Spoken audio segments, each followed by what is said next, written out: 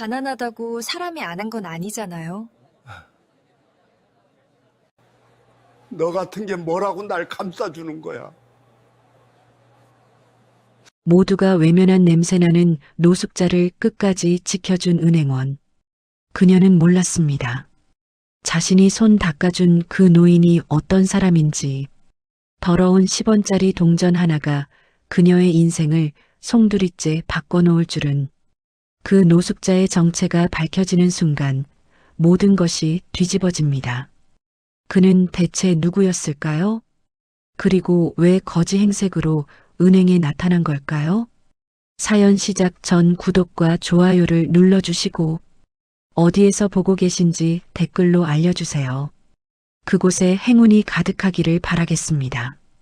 저녁 6시 서울 한남동 태성그룹 회장 저택의 거대한 식당에 정막이 흘렀습니다. 수정처럼 맑은 샹들리에 불빛이 텅 빈 식탁을 비추고 있었죠. 12명은 너끈히 앉을 수 있는 긴 원목 식탁 위로 김이 모락모락 피어오르는 음식들이 줄지어 놓여 있었습니다. 사골 곰탕, 간장게장, 갈치조림, 삼색나물. 궁중 수라상이라 해도 손색 없을 반찬들이었어요. 박만석 회장은 그 긴 식탁 맨 끝자리에 홀로 앉아 있었습니다. 73, 대한민국 재계 서열 5손가락 안에 드는 태성그룹 회장. 시장통 지게꾼에서 시작해 대한민국 굴지의 유통그룹을 일궈낸 입지전적인 인물이었죠. 호랑이 회장이라는 별명이 괜히 붙은 게 아니었습니다. 하지만 지금 이 순간 그는 그저 텅 빈 집에 홀로 남은 노인일 뿐이었어요. 은색 숟가락을 들어 올렸다가 다시 내려놓았습니다. 윤기가 흐르는 쌀밥을 한술 떠서 입에 넣었지만 모래알을 씹는 것처럼 거칠거칠하게 느껴졌어요.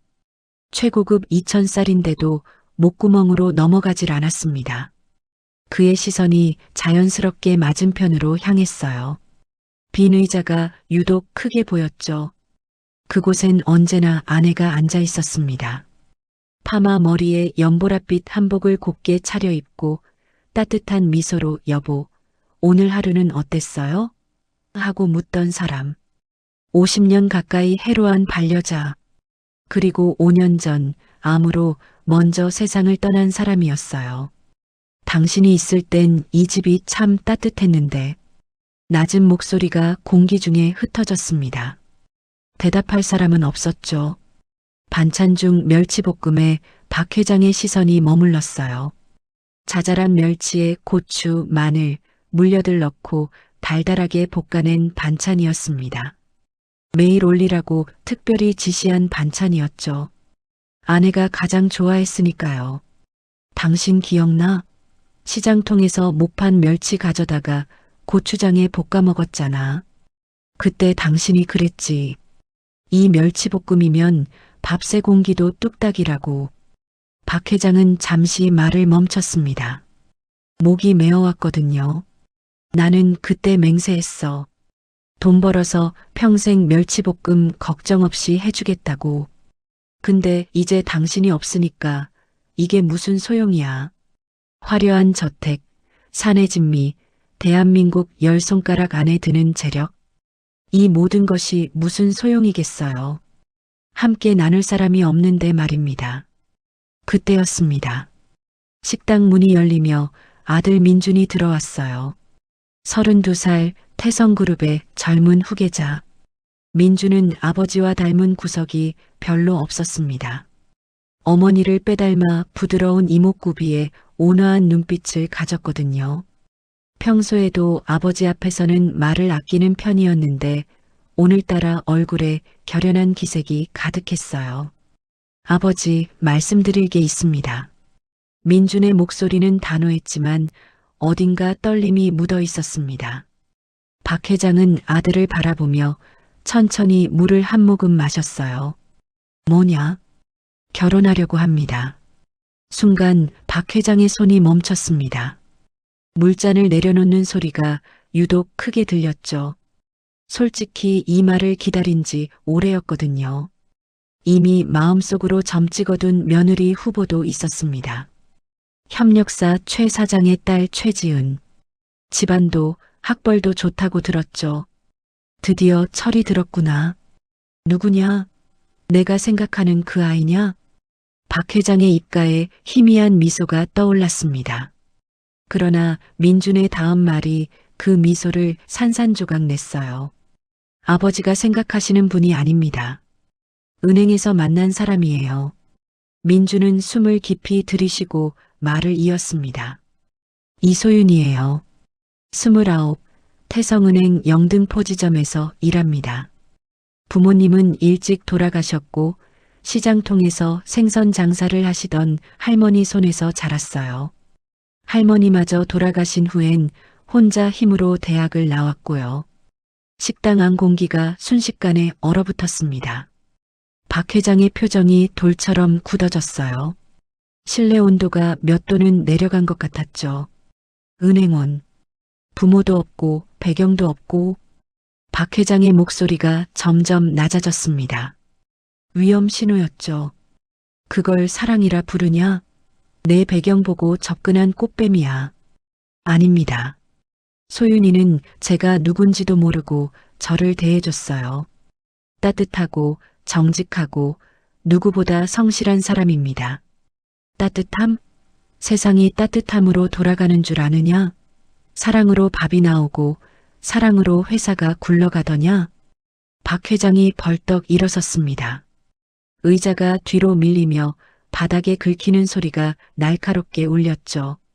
그는 식탁 위 숟가락을 집어들더니 아들 쪽으로 휙 던졌어요. 쨍그랑 금소금이 차갑게 메아리 쳤습니다. 내가 이 재산 어떻게 모은 줄 알아? 시장통에서 지게 지면서 등이 휘도록 집 나르면서 모은 돈이야. 그 돈 노린 꽃뱀한테 갖다 바쳐? 내 눈에 흙이 들어가기 전엔 절대 안 돼. 민주는 바닥에 떨어진 숟가락을 내려다보았습니다. 그리고 천천히 고개를 들어 아버지를 똑바로 바라봤어요. 그의 눈에도 젖은 기운이 어렸습니다. 아버지, 어머니도 가난한 집안 출신이셨잖아요. 아버지가 지게꾼이셨을 때 어머니는 시장에서 생선을 파셨다면서요. 그래도 어머니를 사랑하셨잖습니까? 왜 저는 안 됩니까? 박 회장의 눈이 흔들렸어요. 아픈 곳을 정확히 찔렸거든요. 정아도 가난한 집 딸이었습니다. 주변에서 다들 반대했죠. 하지만 그는 정아의 따뜻한 마음을 믿었고 끝까지 함께했어요. 민준이 결정적인 한마디를 꺼냈습니다. 어머니가 살아계셨다면 제 선택을 존중하셨을 거예요. 그 순간 박 회장의 눈빛이 크게 흔들렸어요. 아내를 언급하는 건 금기였거든요. 한참의 침묵이 흐른 뒤 박 회장이 겨우 입을 열었습니다. 목소리엔 쓸쓸함이 묻어났죠. 그래, 내 어머니는 늘 그런 사람이었지. 사람을 먼저 보고 가진 건 나중에 봤으니까. 그는 창가로 걸어갔어요. 등 뒤로 손을 깍지 끼고 어둠이 내려앉는 정원을 바라봤습니다. 그 여자가 정말 내 마음을 원하는 건지 내가 직접 확인하마. 민준이 고개를 번쩍 들었어요. 아버지, 그게 무슨 말씀이십니까? 시험해 볼 거야. 내가 직접. 박 회장이 돌아섰습니다. 눈빛이 다시 매서워져 있었어요. 호랑이가 사냥감을 노려보는 눈이었죠. 그 여자가 정말로 사람을 볼 줄 아는 눈을 가졌다면 인정하마. 하지만 돈밖에 모르는 속물이라면 그땐 내가 각오해야 할 거다. 그만해. 더 얘기할 것도 없다. 나가. 민준이 조용히 식당을 나갔습니다. 문이 닫히는 소리가 공허하게 울렸어요. 홀로 남은 박 회장은 서재로 향했습니다. 책상 서랍에서 낡은 일기장을 꺼냈어요. 아내의 유품이었죠.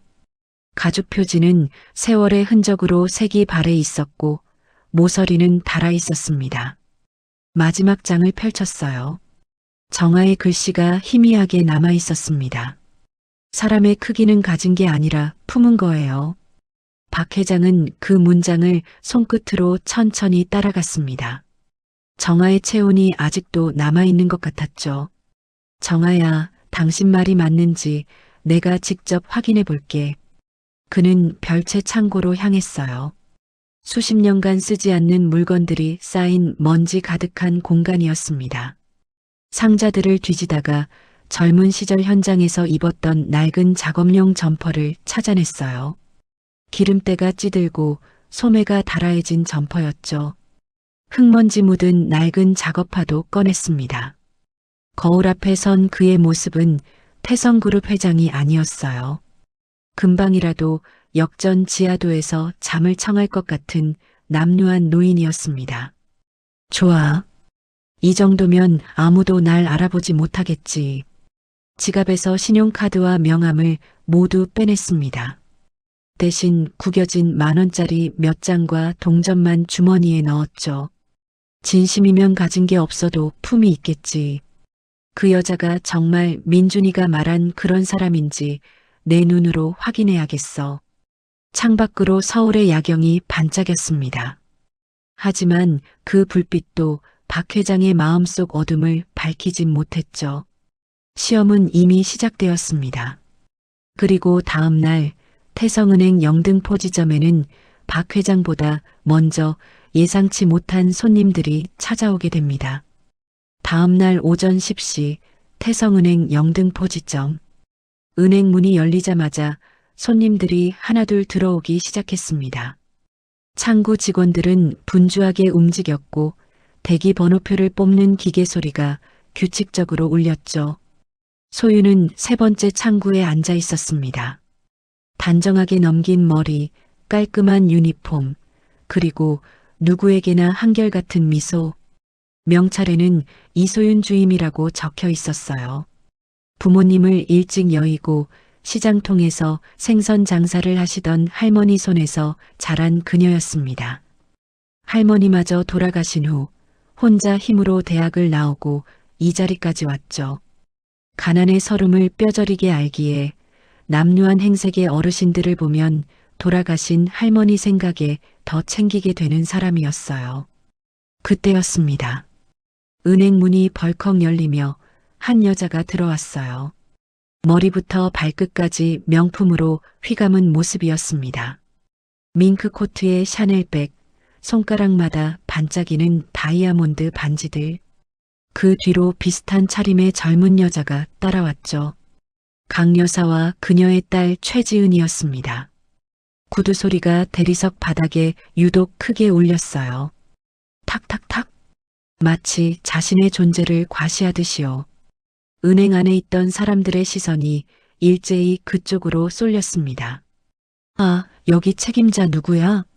당장 나와. 강 여사의 날카로운 목소리가 은행 전체에 울려 퍼졌습니다.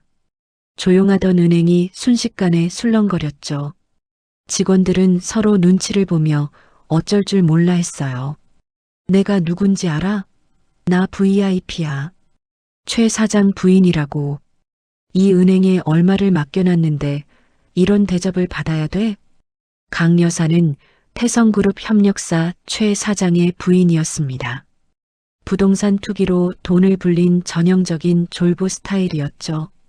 사람을 급으로 나누는 철저한 속물이었어요. 돈 없는 사람은 사람 취급도 안 하는 사람이었습니다. 지점장이 허겁지겁 뛰어나왔어요. 50대 초반의 남자, 이마에 땀이 송글송글 맺혀 있었습니다. 전형적인 강양약강 스타일로 본사 임원이 되는 게 인생의 목표인 사람이었죠. VIP에게는 간이라도 빼줄 듯 굴지만 부하 직원이나 가난한 고객에게는 한없이 고압적이었습니다. 아이고, 사모님, 어서 오십시오. 연락을 주시지. 제가 마중을 나갔어야 하는데. 지점장은 허리가 땅에 닿을 듯 연신 굽신거렸어요. 그의 손이 공손하게 VIP 라운지 쪽을 가리켰습니다.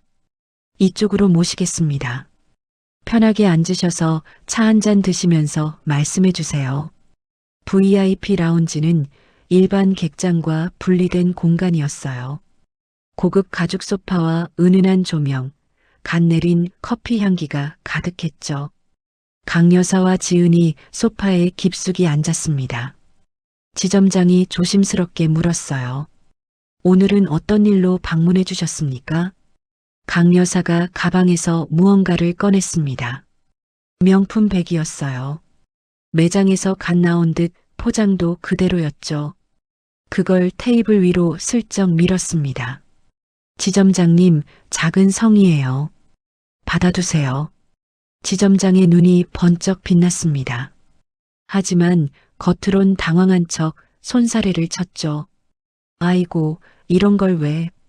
고객님께 이런 걸 받으면 안 되는데. 에이, 그냥 친한 사람끼리 주고받는 거죠 뭐. 별거 아니에요. 지점장은 슬쩍 주위를 살피더니 가방을 자기 쪽으로 끌어당겼습니다. 그리고 의자 밑으로 밀어 넣었죠. 그래서 무엇을 도와드리면 될까요, 사모님? 강 여사가 목소리를 낮췄어요. 입꼬리가 비틀어지며 올라갔습니다. 지점장님도 아시죠? 우리 지은이가 태성그룹 박 회장님 아들이랑 선봤다는 거. 아, 네. 소문으로 들었습니다. 축하드립니다. 그런데 말이에요. 강 여사의 얼굴이 갑자기 험악해졌어요. 마치 다른 사람처럼요. 어디서 굴러먹던 천한 것이 우리 지은이 예비 신랑한테 꼬리를 치고 다닌다면서요? 지점장이 움찔했습니다. 네, 그게 무슨... 여기 창구 직원 중에 이소윤이라고 있죠? 순간 지점장의 표정이 굳어졌어요. 당황한 기색이 역력했습니다. 아, 이 주인 말씀이십니까? 그 직원이 왜요? 그년이 우리 지은이 약혼자한테 작업을 걸고 다닌대요. 남의 남자한테 꼬리치는 여우 같은 것. 지은이 옆에서 눈물을 글썽거리며 말했습니다. 연기였지만 꽤 그럴듯했어요. 엄마, 그만해요. 창피하게. 창피하긴. 내가 창피할 일이 뭐가 있어? 저런 천한 것이 내 자리를 넘보는 게 문제지. 강 여사가 테이블을 탁 쳤습니다. 지점장님, 저 여자 잘나요. 당장. 지점장이 난감한 표정을 지었어요. 아무리 VIP라지만 직원을 함부로 해고할 수는 없었거든요. 사모님, 그건 좀. 절차라는 게 있어서. 절차? 강 여사의 눈이 매섭게 빛났습니다. 내가 우리 집 거래 은행을 다 옮기면 어떻게 될 것 같아요? 협력사들 자금도 다 빼면? 지점장의 얼굴이 새하얗게 질렸어요. 그건 곧 자신의 실적이 바닥을 치고 승진은 물 건너간다는 뜻이었거든요. 사모님, 진정하시고요. 제가 잘 알아보겠습니다. 알아보긴 뭘 알아봐요. 저 여자 자를 방법을 찾으라고요. 심할서를 쓰게 하든 고객 컴플레인을 넣든. 강 여사가 자리에서 일어섰습니다. 어디 직접 가서 얼굴 좀 보자고요. 어떤 년인지. 지점장이 황급히 따라 일어났어요. 사모님, 잠깐만요.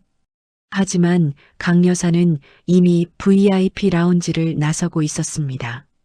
하이힐 소리가 대리석 바닥에 날카롭게 울렸죠. 강 여사가 창구 쪽으로 성큼성큼 걸어갔습니다. 지은이 그 뒤를 따랐어요. 직원들이 하던 일을 멈추고 눈치를 살폈습니다. 세 번째 창구 앞에서 강 여사가 멈춰 섰어요. 소윤이 고개를 들었습니다. 그녀의 눈앞에 명품으로 휘감은 여자와 그 딸이 서 있었죠. 내가 이소윤이야? 강 여사의 목소리가 차갑게 내려앉았습니다. 소윤이 자리에서 일어나 공손하게 인사했어요. 네, 안녕하세요, 고객님. 무엇을 도와드릴까요? 도와주긴. 내가 뭘 도와줘? 강 여사가 비웃듯 코웃음을 쳤습니다. 남의 약혼자한테 꼬리치고 다니는 년이? 소윤의 얼굴에 당혹스러운 표정이 스쳤어요. 하지만 그녀는 침착하게 대답했습니다.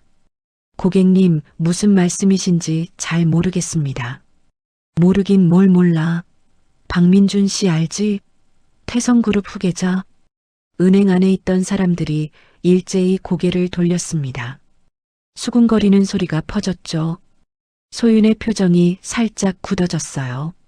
하지만 그녀는 여전히 침착했습니다. 고객님, 여기는 다른 분들도 계신 곳이에요. 이런 대화는 적절하지 않은 것 같습니다. 적절? 내가 적절을 따져? 강 여사가 소윤의 명찰을 손가락으로 톡톡 쳤습니다.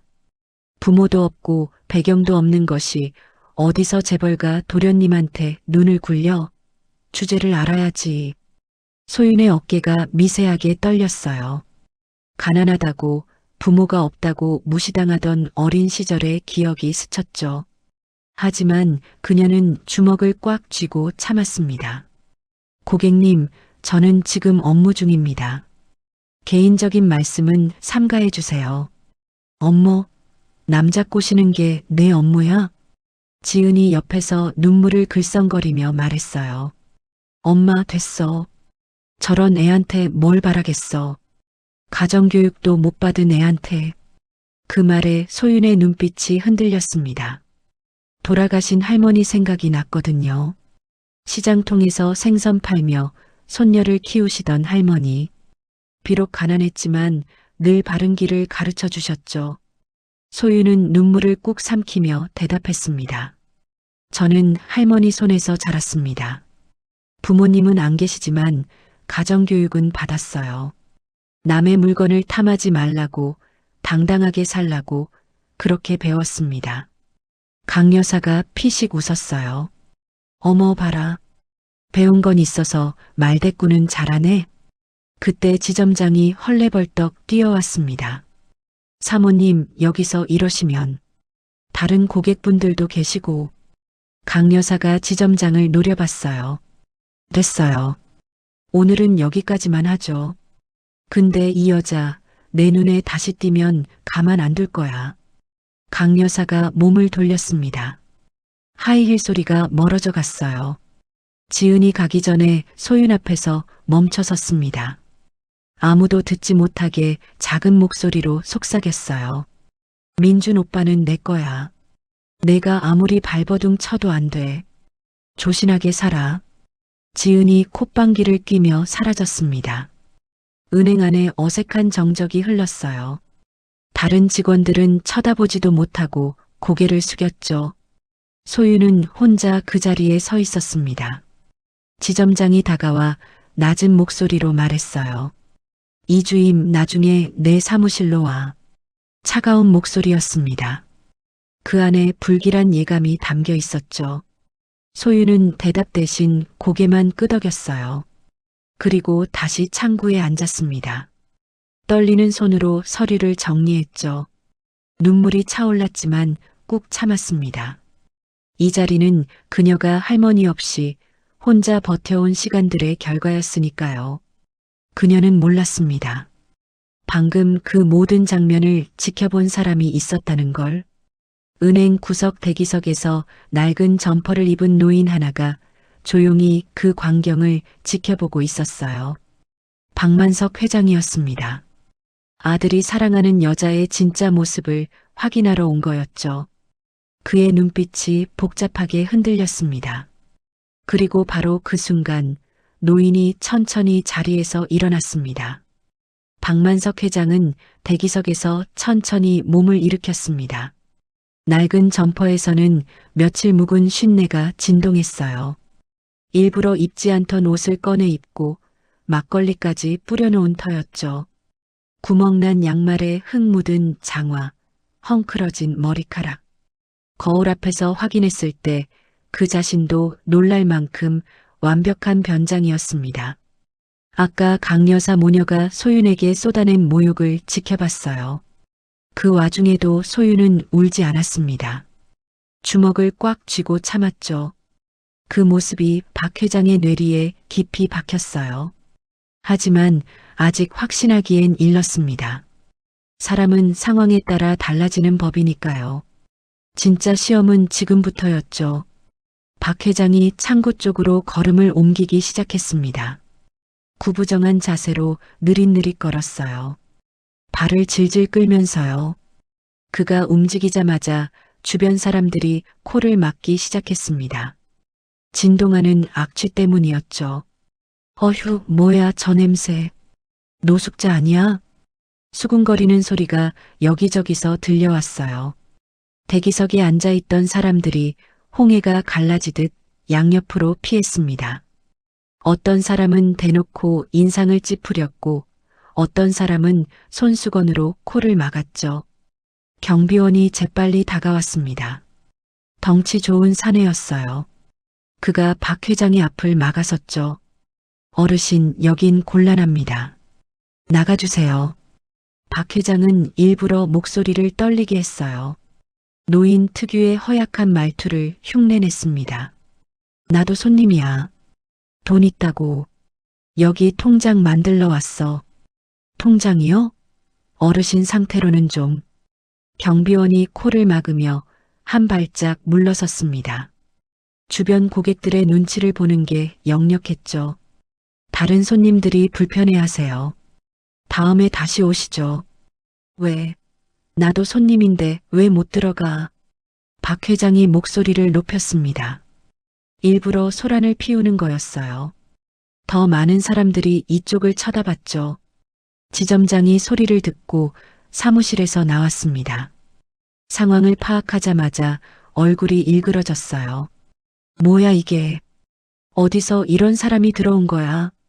그는 경비원에게 고함을 질렀습니다. 빨리 내보내. 당장. 저도 내보내려고 하는데 안 나가시네요. 경비원이 난감한 표정으로 대답했어요. 지점장이 성큼성큼 다가왔습니다. 박 회장을 위아래로 훑어보더니 인상을 찡그렸어요. 마치 벌레를 보는 눈이었죠. 여보세요. 여기 노숙자 쉼터 아니에요. 나가요. 써? 나 손님이야. 돈 있다니까? 박 회장이 버럭 소리쳤습니다. 침이 튀었어요. 지점장이 질겁하며 한 발짝 물러났죠. 에휴, 더러워. 누가 소금 좀 가져와. 소금. 지점장이 손을 내저으며 소리쳤습니다. 바로 그때였어요. 지점장님, 잠깐만요. 차분한 목소리가 들려왔습니다. 소윤이었어요. 그녀가 창구에서 일어나 이쪽으로 걸어오고 있었죠. 지점장이 짜증스러운 표정으로 돌아봤습니다. 뭐야, 이주임. 내 업무나 해. 저 고객님, 제가 응대할게요. 소윤이 박 회장 앞에 섰습니다. 다른 직원들이 수군거렸어요. 저 냄새나는 노인을 왜, 미쳤나? 하는 눈빛들이었죠. 지점장이 코웃음을 쳤습니다. 내가 저 냄새 맡으면서 소유는 대답 대신 박 회장을 바라보며 부드럽게 말했어요. 어르신, 제 창구로 오세요. 제가 도와드릴게요. 박 회장은 속으로 놀랐습니다. 이 지독한 냄새에도 불구하고 소유는 미간 하나 찡그리지 않았거든요. 오히려 눈높이를 맞추기 위해 살짝 허리를 숙였죠. 따라오세요. 천천히 오셔도 돼요. 소윤이 앞장서서 걸었습니다. 박 회장이 그 뒤를 따랐어요. 주변 사람들이 여전히 코를 막고 피했지만 소윤은 아랑곳하지 않았습니다. 창구 앞에 도착하자 소윤이 의자를 가리켰어요. 여기 앉으세요. 다리 아프셨죠? 박 회장이 털썩 의자에 앉았습니다. 일부러 힘없는 척 어깨를 축 늘어뜨렸죠. 날씨가 추운데 많이 걸어오셨어요? 소윤이 자연스럽게 물었습니다. 좀 걸었지. 잠깐만 기다리세요. 소윤이 자리를 비웠어요.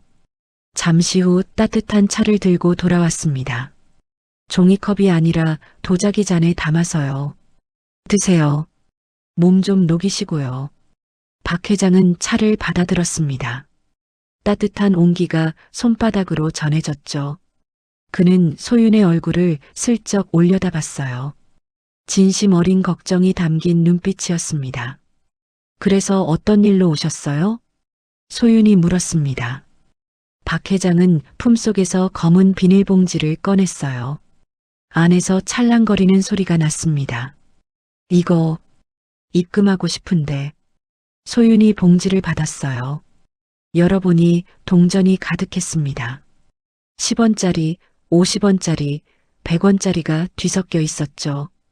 흙과 먼지가 묻어 있었고 어떤 동전에는 껌까지 붙어 있었어요. 다른 직원이 지나가다 그걸 보고 피식 웃었습니다. 저걸 어디서 주워온 거야? 소윤이 날카롭게 돌아봤어요. 그 눈빛에 직원이 슬그머니 자리를 피했죠. 소윤이 다시 박 회장을 바라보며 말했습니다. 어르신, 이 동전들 입금하시려고요? 그래, 내 전 재산이야. 받아줄 수 있어? 목소리에 불안함이 묻어났습니다. 일부러 넣은 감정이었어요. 소윤이 환하게 웃었습니다. 물론이죠. 당연히 받아들여야죠. 그녀가 봉지에서 동전을 꺼내기 시작했어요. 흙 묻은 동전을 하나하나 물티슈로 닦았습니다. 껌이 붙은 것은 더 정성스럽게요. 지점장이 멀리서 그 모습을 보며 혀를 찼습니다. 하지만 다가와서 뭐라고 하진 않았어요. 아까 강여사 건으로 이미 신경이 곤두서 있었거든요. 소유는 동전을 종류별로 분류하기 시작했습니다. 10원짜리, 50원짜리, 100원짜리. 손이 더러워졌지만 개의치 않았어요. 어르신, 이 동전들 모으시느라 고생 많으셨겠어요. 박 회장이 의아한 표정을 지었습니다. 뭐, 동전 모으기 쉽지 않잖아요. 하나하나 모으신 거 보면 정말 성실하신 분이구나 싶어요. 그 말에 박 회장은 순간 할 말을 잃었습니다. 이 지저분한 동전들을 보며 성실하다고 말하는 사람이 있을 줄이야. 혹시 통장 있으세요? 소윤이 물었습니다. 없어. 만들어야 해. 그럼 신분증 보여주시겠어요? 박 회장이 주머니에서 먼지 앉은 낡은 지갑을 꺼냈어요. 그는 지갑을 열어 텅 빈 공간만 보여주었습니다. 오랜 시간 햇빛에 발에 희미해진 가족사진 한 장만 꽂혀 있을 뿐이었죠. 소유는 잠시 망설였어요. 그리고는 따뜻한 목소리로 물었습니다. 어르신, 연락처는 어떻게 되세요? 없어. 전화기 없어. 그럼 주소는요? 박 회장이 잠시 머뭇거렸습니다. 그것도 없어. 소윤의 손이 잠시 멈췄어요. 고개를 들어 박 회장을 바라봤습니다. 그 눈빛에는 동정이 아니라 이해가 담겨 있었죠. 괜찮아요. 제가 방법을 찾아볼게요. 그녀가 다시 키보드를 두드리기 시작했습니다. 잠시 후 고개를 끄덕였어요. 어르신, 은행 주소로 일단 등록해 놓을게요. 나중에 주소 생기시면 그때 바꾸시면 돼요. 박 회장은 그 말에 가슴 한구석이 뭉클해졌습니다. 이 여자는 규정을 핑계로 거절할 수도 있었어요. 하지만 방법을 찾았죠. 동전 세기가 끝났습니다. 소윤이 계산기를 두드리더니 말했어요. 총 34,570원이에요. 입금해 드릴까요? 그래, 해줘. 소윤이 입금 처리를 했습니다. 새 통장을 발급해서 박 회장에게 건넸어요. 여기요, 어르신 통장이에요. 소중히 보관하세요. 박 회장이 통장을 받아들었습니다. 파란색 표지의 새 통장이었죠. 거기에 찍힌 금액 34,570원. 태성그룹 회장에게는 껌값도 안 되는 돈이었지만 지금 이 순간만큼은 세상에서 가장 무거운 금액처럼 느껴졌어요. 고마워. 박 회장이 낮은 목소리로 말했습니다. 소윤이 환하게 웃었어요. 아니에요. 당연히 해야 할 일인걸요. 그녀가 서랍에서 작은 봉투를 꺼냈습니다. 그 안에 사탕 몇 개를 넣어 박 회장에게 건넸어요. 이것도 가져가세요.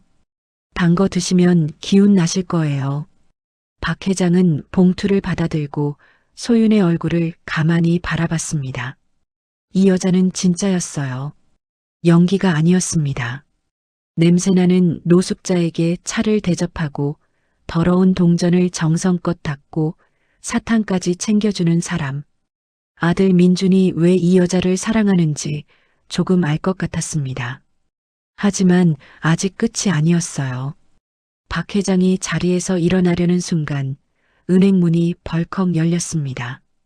강 여사와 지은이 다시 들어온 거였어요.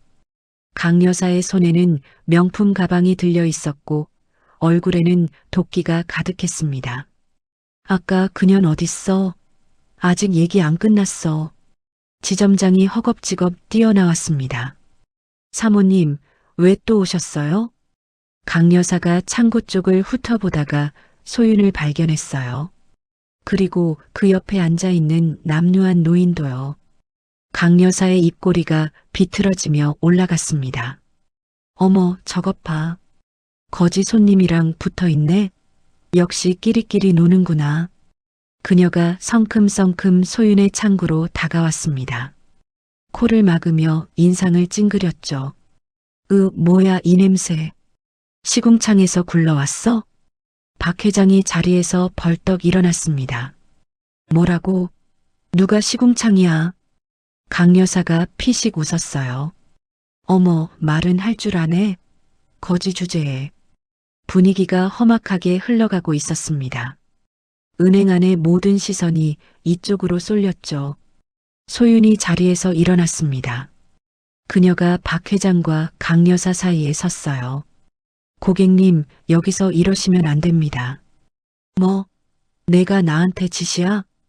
강 여사의 눈이 매섭게 빛났습니다. 소윤은 물러서지 않았어요. 이분도 저희 은행 고객님이세요. 모욕하시면 안 됩니다. 강 여사가 어이없다는 듯 웃었습니다. 고객? 저런 거지가 고객이야? 웃기지 마. 박 회장이 주먹을 불끈 쥐었습니다. 70평생 이런 모욕을 당해본 적이 없었거든요. 하지만 참았어요. 지금은 시험 중이니까요. 소윤이 차분하지만 단호한 목소리로 말했습니다. 가난하다고 사람이 아닌 건 아니에요. 이분도 소중한 분이세요. 그 말에 강 여사의 얼굴이 불그락푸르락 변했습니다. 지은이 옆에서 엄마의 팔을 잡았어요. 엄마 가자. 저런 애랑 말 섞으면 경만 떨어져. 강 여사가 코웃음을 치며 돌아섰습니다. 그래, 가자. 어차피 전현 잘릴 거니까. 두고 봐. 하이힐 소리가 멀어져 갔어요. 은행 안에 다시 어색한 정적이 흘렀습니다. 박 회장이 소윤을 바라봤습니다. 그녀는 방금 자신을 위해 VIP 고객에게 맞섰어요. 해고될 수도 있는 위험을 감수하면서요. 왜 나를 감싸는 거야? 나 같은 사람을. 박 회장이 물었습니다. 소윤이 잠시 침묵했어요. 그리고 조용히 대답했습니다. 저도 어릴 때 가난했거든요. 냄새난다고 더럽다고 무시당했어요. 그때 얼마나 서러웠는지 아직도 기억나요. 그녀의 눈가가 살짝 붉어졌습니다. 어르신도 누군가의 가족이시잖아요. 누군가의 아버지이실 수도 있고 할아버지이실 수도 있고 그런 분을 어떻게 모른 척해요. 박 회장은 말을 잃었습니다. 심장이 쿵하고 내려앉는 것 같았어요. 누군가의 아버지. 그래, 자신은 아들의 아버지였습니다. 그리고 지금 그 아들이 사랑하는 여자 앞에 서 있었죠. 고마워. 박 회장이 낮은 목소리로 말했습니다.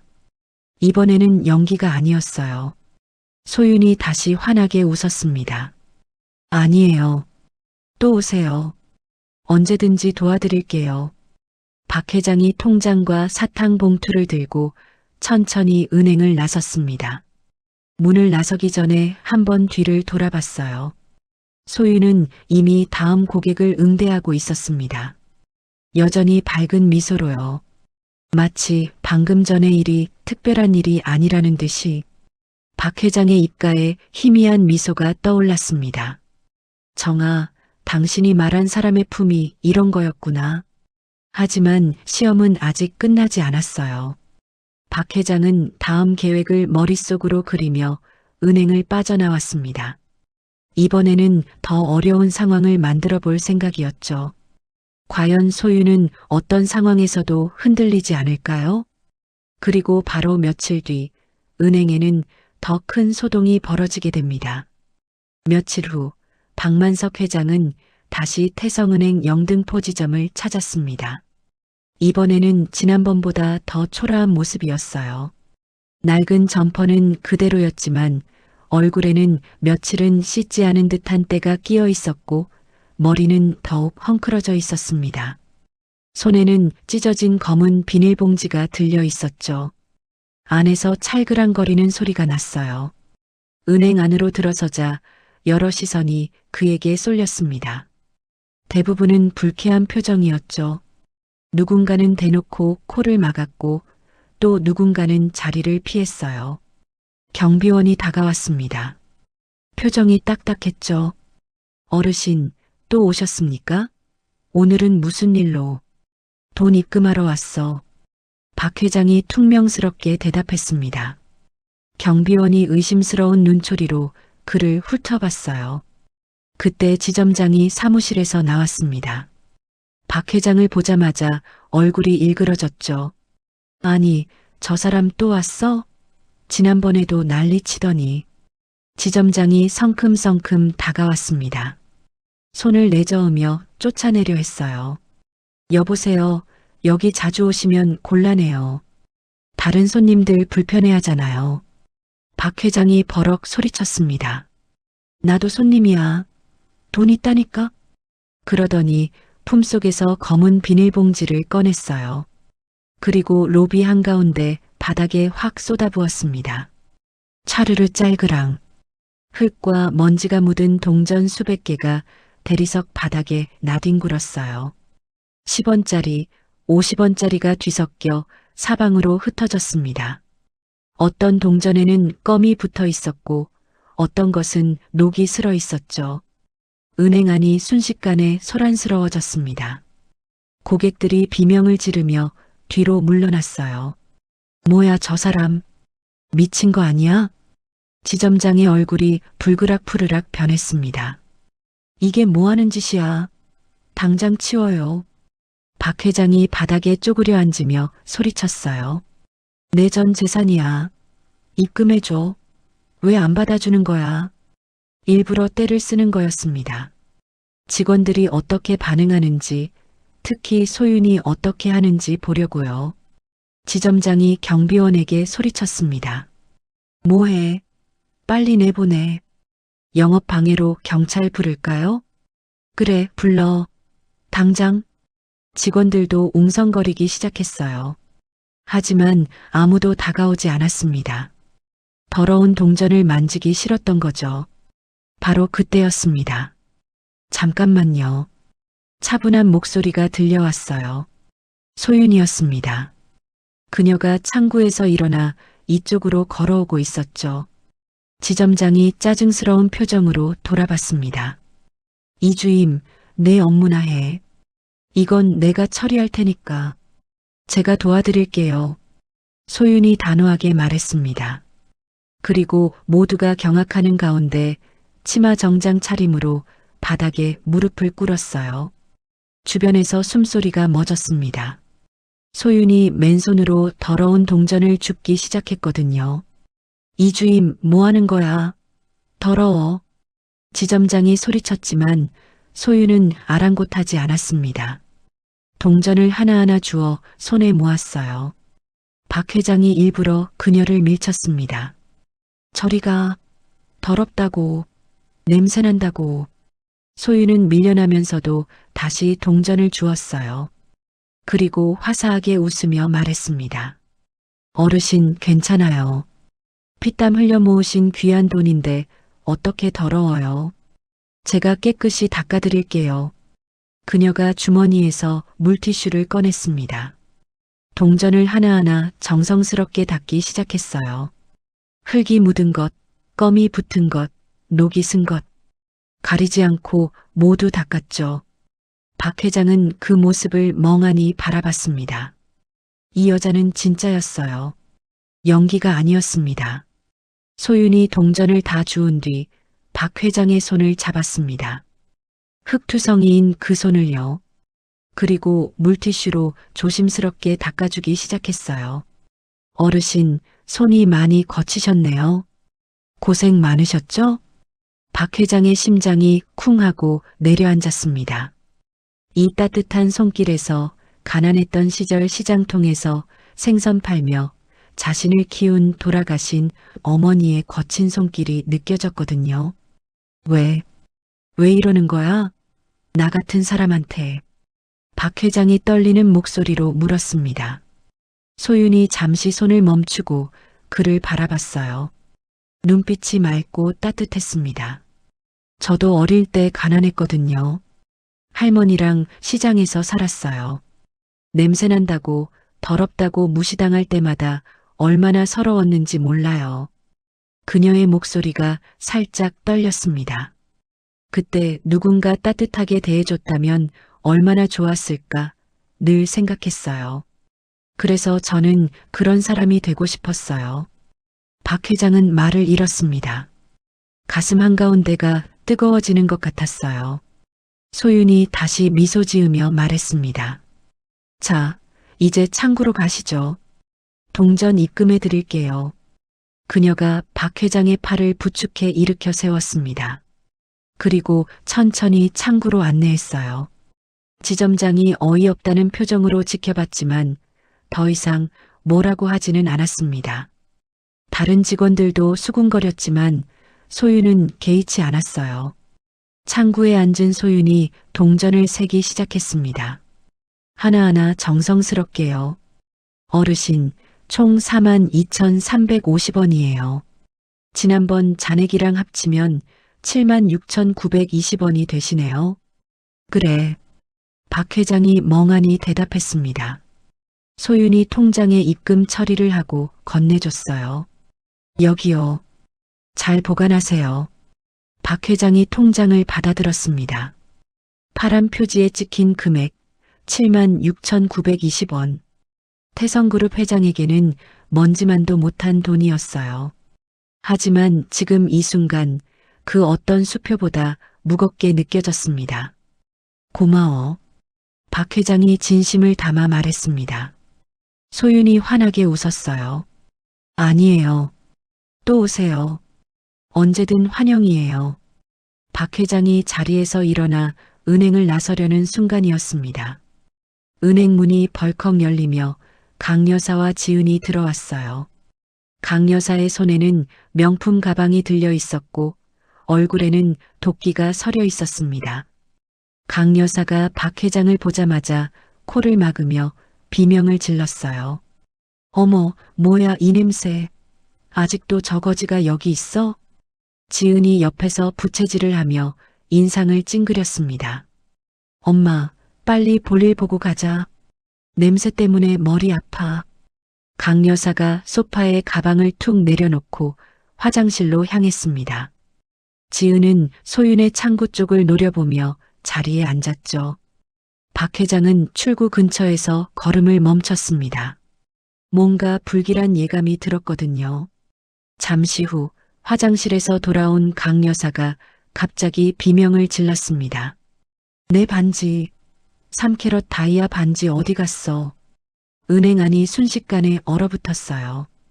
강 여사가 가방을 뒤지며 소리쳤습니다. 분명히 가방에 넣어뒀는데 누가 훔쳐갔어? 지점장이 허겁지겁 달려왔습니다.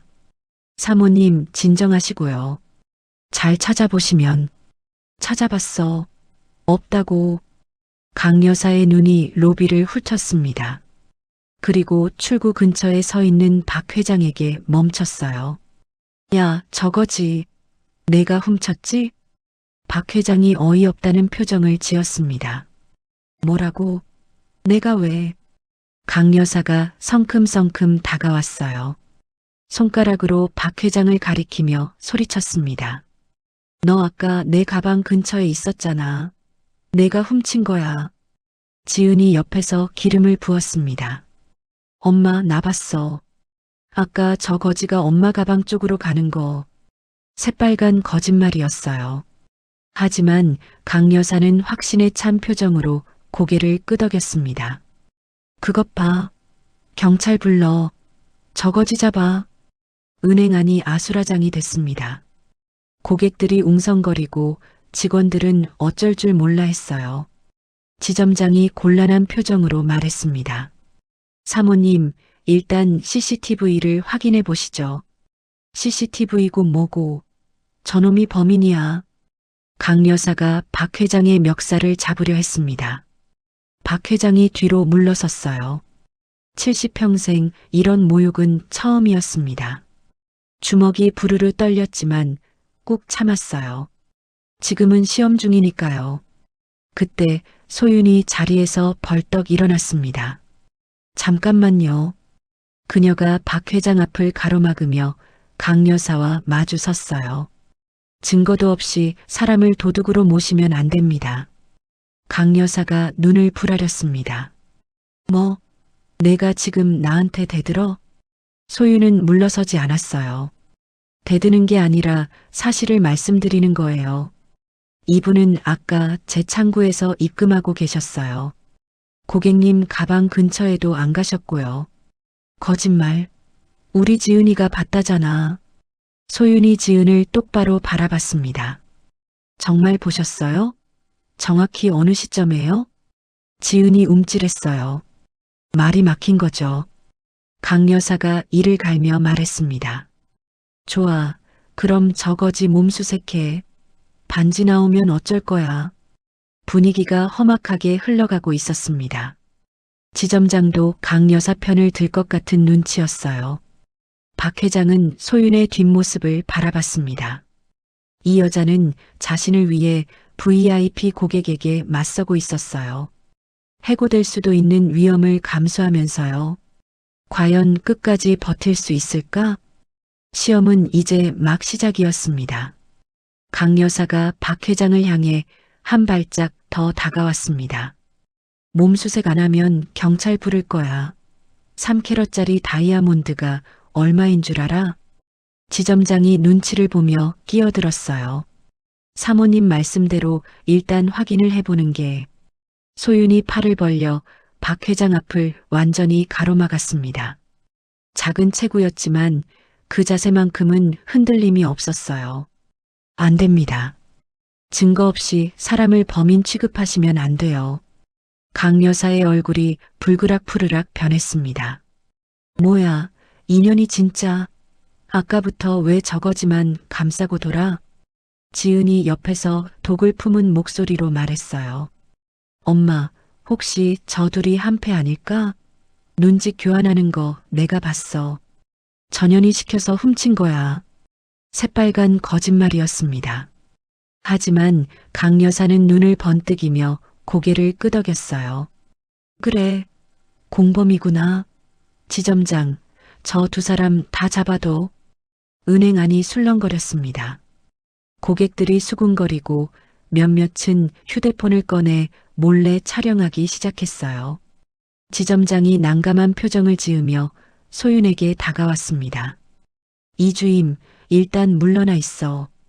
괜히 일 키우지 말고. 소윤은 고개를 저었어요. 지점장님, 이건 아니에요. 이분이 도둑이라는 증거가 어디 있어요? 증거고 뭐고 VIP 고객이 저러시는데 어떡하라고. 지점장의 목소리에 짜증이 가득했습니다. 그에게 중요한 건 진실이 아니라 VIP의 기분이었어요. 강 여사가 소윤에게 성큼 다가왔습니다. 손을 번쩍 치켜들었어요. 뺨을 때리려는 거였죠. 이 버르장머리 없는 것이. 소윤은 피하지 않았습니다. 눈을 똑바로 뜨고 강 여사를 마주봤어요. 손이 내려오려는 순간 소윤이 입을 열었습니다. 때리세요. 하지만 그래도 저는 물러서지 않을 거예요. 강 여사의 손이 멈췄습니다. 예상치 못한 반응에 당황한 거였죠. 소윤의 목소리가 떨렸지만 또렷했어요. 저도 어릴 때 부모님 잃고 할머니랑 시장 좌판에서 자랐어요. 냄새난다고 거지 같다고 무시당해도 남의 것 탐낸 적 없어요. 가난이 죄는 아니잖아요. 그녀의 눈에 눈물이 고였습니다. 하지만 시선은 흔들리지 않았어요. 이분이 뭘 훔쳤다는 증거가 있으면 보여주세요. 없으면 사과하셔야 해요. 억울한 누명은 사람을 죽여요. 은행 안이 조용해졌습니다. 아무도 말하지 않았어요. 강 여사도 지점장도 다른 직원들도 멍하니 서 있었죠. 박 회장은 소윤의 뒷모습을 바라봤습니다. 작은 어깨가 미세하게 떨리고 있었어요. 무섭지 않을 리 없었죠. 하지만 끝까지 자신을 지켜주고 있었습니다. 가슴 한가운데가 뜨거워졌어요. 얼마나 오래전이었을까 이렇게 누군가가 자신을 지켜준 게. 지은이 초조한 표정으로 강 여사를 잡아당겼습니다. 엄마, 사람들 다 쳐다봐. 창피하게 됐잖아. 강 여사가 주위를 둘러봤어요. 고객들의 시선이 차갑게 느껴졌죠. 휴대폰으로 촬영하는 사람도 있었고요. 인터넷에 올라가면 망신이었습니다. 됐어. 나중에 두고 봐. 강 여사가 가방을 집어들었습니다. 그러다 손이 가방 안쪽으로 들어갔어요. 순간 그녀의 표정이 묘하게 변했습니다. 가방 안감 찢어진 틈새에서 반짝이는 게 만져졌거든요. 꺼내보니 3캐럿 다이아몬드 반지였습니다. 지은의 얼굴이 새하얗게 질렸어요. 엄마, 그거. 강 여사도 당황했습니다. 반지가 가방 안감 사이로 빠져 있었던 거예요. 자기 실수였죠. 은행 안에 어색한 침묵이 흘렀습니다. 강 여사가 헛기침을 했어요. 있었네. 원래 있었어. 소윤이 조용히 말했습니다. 그럼 이분께 사과하셔야죠. 강 여사의 눈이 매섭게 빛났어요. 내가 왜 저런 거지한테 억울한 누명을 씌우셨잖아요. 당연히 사과하셔야죠. 소윤의 목소리는 부드러웠지만 단호했습니다. 강 여사가 이를 갈았어요. 사과할 생각은 눈곱만큼도 없었죠. 됐어, 가자. 이 은행 다신 안 와. 강 여사가 지은을 데리고 휙 돌아섰습니다. 하이힐 소리가 날카롭게 울리며 멀어져 갔어요. 지점장이 황급히 뒤따라갔습니다. 사모님, 잠깐만요. 은행 문이 닫히자 정적이 흘렀습니다. 소윤이 천천히 몸을 돌려 박 회장을 바라봤어요. 어르신, 괜찮으세요? 박 회장은 말을 잇지 못했습니다. 목이 메어서요. 이 여자는 방금 자신을 위해 모든 것을 걸었어요. 해고될 위험도, VIP의 분노도, 지점장의 눈총도 아랑곳하지 않았죠. 오로지 억울한 사람을 지키기 위해서. 왜 그렇게까지 했어? 박 회장이 떨리는 목소리로 물었습니다. 소윤이 잠시 침묵했어요. 그리고 조용히 대답했습니다. 어르신도 누군가의 가족이시잖아요. 누군가의 아버지, 누군가의 할아버지. 그런 분이 억울하게 도둑 취급받으시는 걸 어떻게 보고만 있어요? 그녀의 눈가가 붉어졌습니다. 저희 할머니도 그랬거든요. 시장에서 장사하시다가 도둑 누명 쓰신 적 있어요. 아무도 편 안 들어줬어요. 그때 할머니가 얼마나 우셨는지. 소윤이 고개를 숙였어요. 그래서 저는 그런 사람이 되고 싶지 않았어요. 힘없는 사람 편에 서는 사람이 되고 싶었어요. 박 회장의 눈시울이 뜨거워졌습니다. 평생 수많은 사람을 만났지만 이렇게 맑은 마음을 가진 사람은 처음이었어요. 아들 민준이 왜 이 여자를 사랑하는지 이제야 완전히 이해가 됐습니다. 고마워. 박 회장이 낮은 목소리로 말했어요. 진심이었습니다. 소윤이 환하게 웃었습니다. 아니에요. 당연한 걸 한 건데요. 자, 어르신 얼굴이 안 좋아 보이세요. 잠깐 앉으셨다 가세요. 그녀가 대기석으로 박 회장을 안내했어요. 따뜻한 차도 한 잔 가져다 줬죠. 박 회장은 차를 홀짝이며 소윤의 뒷모습을 바라봤습니다. 그녀는 이미 다시 창구로 돌아가 다음 고객을 밝은 미소로 맞이하고 있었어요. 마치 방금 전 일이 대단한 일이 아니라는 듯이. 정아, 봤어? 이 아이가 민준이가 사랑하는 여자야. 박 회장이 작게 중얼거렸습니다. 당신이 살아있었으면 정말 좋아했을 거야. 당신을 꼭 닮았으니까. 그는 가슴 주머니에서 낡은 사진 한 장을 꺼냈어요. 아내 정아의 미소 띤 얼굴이었죠. 한참을 바라보다가 조심스럽게 다시 넣었습니다. 이제 확신이 섰어요. 소유는 진짜였습니다. 돈이나 배경을 보는 사람이 아니었어요. 사람의 마음을 먼저 보는 사람이었죠. 며느리로 부족함이 없었습니다. 박 회장이 자리에서 일어났어요. 은행을 나서기 전 소윤의 창구 쪽을 한 번 더 돌아봤습니다. 그녀는 여전히 고객에게 친절하게 설명하고 있었어요. 이제 끝내야겠구나. 박 회장이 작게 중얼거리며 은행을 빠져나왔습니다. 햇살이 따뜻하게 내리쬐고 있었어요. 바람도 포근했죠. 마치 오랫동안 얼어붙었던 마음이 녹아내리는 것 같았습니다. 며칠 후 모든 진실을 밝힐 때가 됐습니다. 그리고 그날 태성은행 영등포 지점에는 상상도 못할 손님이 찾아오게 됩니다. 며칠이 지났습니다. 강 여사는 그날 이후로도 분이 풀리지 않았어요. 거지 같은 노인에게 망신을 당하고 그걸 감싼 은행원에게 대들었다가 되레 쪽팔린 꼴이 됐으니까요. 명품 가방 안감 사이에 반지가 끼어 있었다는 게 얼마나 창피했던지 생각할 때마다 이가 갈렸습니다.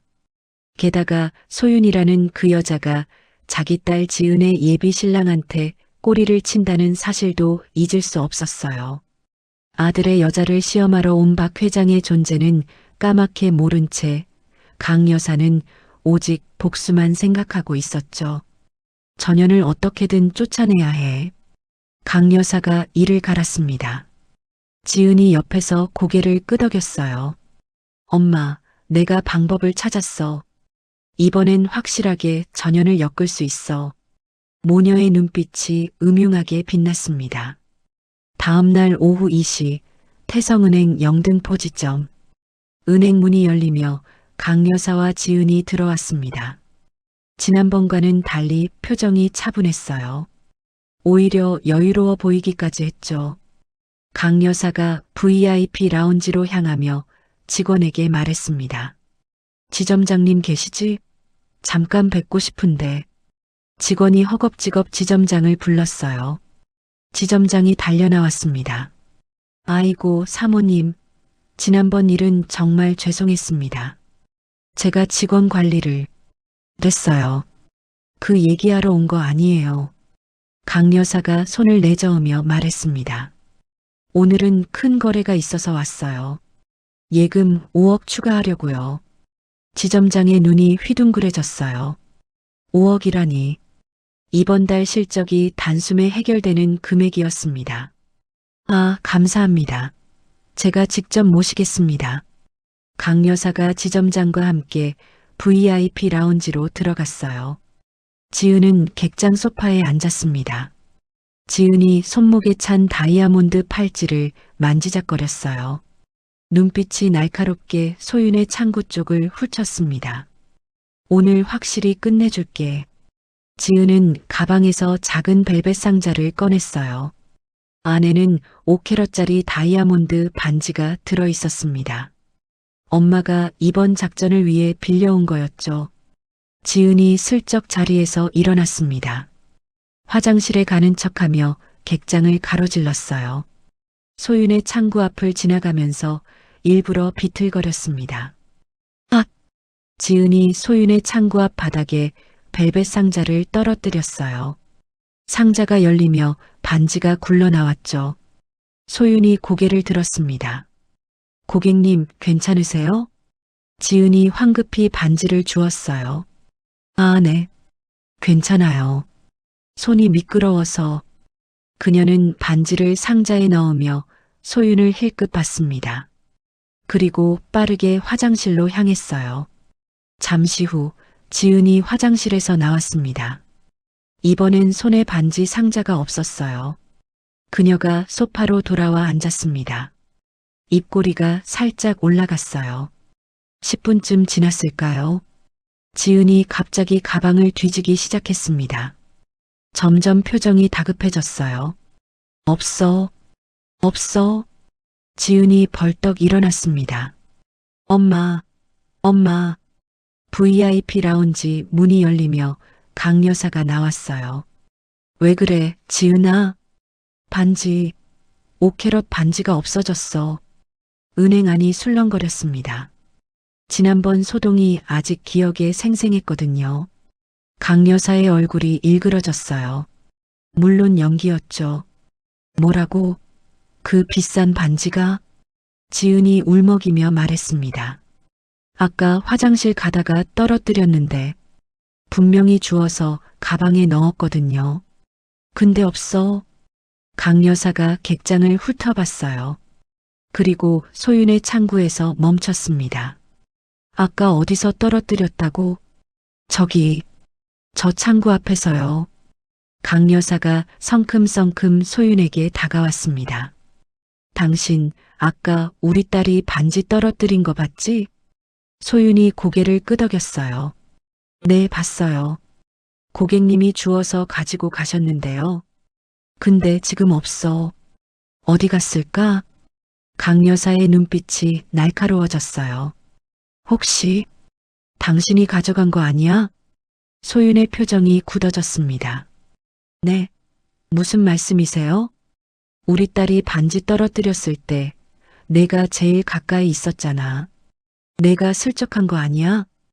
은행 안이 조용해졌어요. 또다시 긴장감이 감돌았습니다. 소윤이 차분하게 대답했어요. 저는 반지 만진 적 없어요. 고객님이 직접 주워서 가셨어요. 거짓말. 내가 훔쳤어. 지은이 울먹이며 소리쳤습니다. 분명히 가방에 넣었는데 저 여자가 가져간 거야. 아까 눈빛이 이상했어.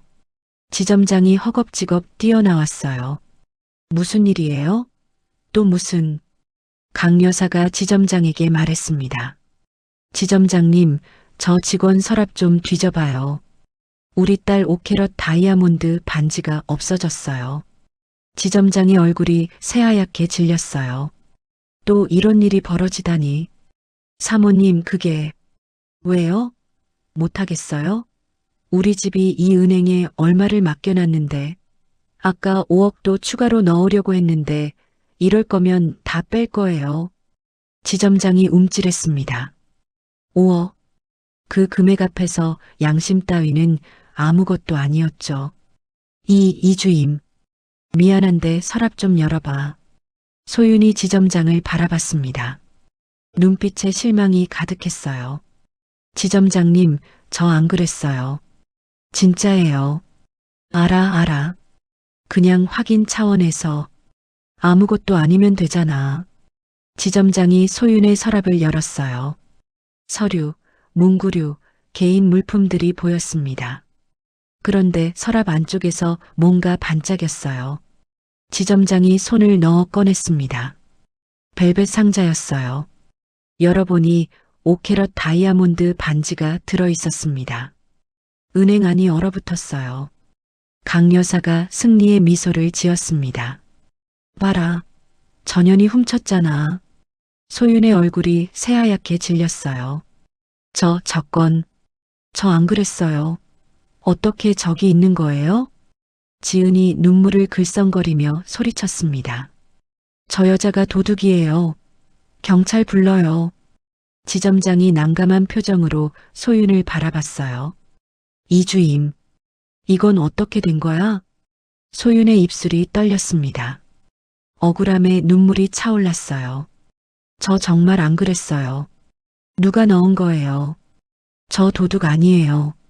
하지만 아무도 그녀의 말을 믿지 않았습니다. 증거가 너무 확실했거든요. 강 여사가 냉정하게 말했어요. 지점장님, 저 여자 당장 해고하세요. 아니면 우리 예금 전부 뺄게요. 협력사 거래도 끊을 거고요. 지점장의 얼굴에 갈등이 스쳤습니다. 하지만 오래가지 않았어요. 이주임, 일단 오늘은 집에 가. 정식 조사가 있을 거야. 소윤의 눈에서 눈물이 흘러내렸습니다. 지점장님, 저 진짜. 그만. 다른 고객들 보잖아. 소윤은 더 이상 말하지 못했어요. 떨리는 손으로 자기 물건을 챙겼습니다. 직원들은 쳐다보지도 못하고 고개를 숙였어요. 그녀가 은행 문을 나서는 순간 강 여사의 차가운 목소리가 들려왔습니다. 도둑녀는 저렇게 쫓겨나는 거야. 주제를 알았어야지. 문이 닫혔습니다. 소윤은 은행 밖 계단에 주저앉았어요. 무릎을 끌어안고 소리 없이 울었습니다. 억울했어요. 분했어요. 하지만 어떻게 증명할 방법이 없었죠. 할머니가 살아계셨다면 뭐라고 하셨을까? 우리 소윤이는 정직한 아이야. 진실은 언젠가 밝혀진다. 할머니의 목소리가 귓가에 맴돌았습니다. 소윤은 눈물을 닦고 천천히 일어섰어요. 비틀거리는 발걸음으로 집을 향해 걸었습니다. 그녀는 몰랐어요. 아까 그 모든 장면을 지켜본 사람이 있었다는 걸. 은행 건너편 카페에서 낡은 점퍼를 벗고 정장으로 갈아입은 박만석 회장이 창밖을 응시하고 있었습니다. 그의 눈빛이 차갑게 빛났어요. 감히 낮은 목소리가 새어나왔습니다. 내 며느리한테. 주먹이 불끈 쥐어졌어요. 이제 더 이상 지켜만 보고 있을 수 없었습니다. 그날 밤 소윤은 좁은 원룸에서 잠을 이루지 못했습니다. 천장을 바라보며 누워 있었지만 머릿속은 복잡하게 엉켜 있었어요. 아침에 일어나서 은행에 출근하던 그 평범한 일상이 단 하루 만에 무너져 내렸죠. 서랍에서 나온 반지. 그걸 본 순간 세상이 멈춘 것 같았어요. 분명히 자기는 만진 적도 없는 물건이었습니다. 그런데 어떻게 자기 서랍에 있었던 걸까요? 누가 넣은 거였어요. 틀림없었습니다. 지은이 화장실 가기 전에 창구 앞에서 비틀거렸던 장면이 떠올랐어요. 그때 뭔가 수상했었죠. 하지만 증거가 없었습니다. 휴대폰이 울렸어요. 민준이었습니다. 소윤은 잠시 망설이다가 전화를 받았어요.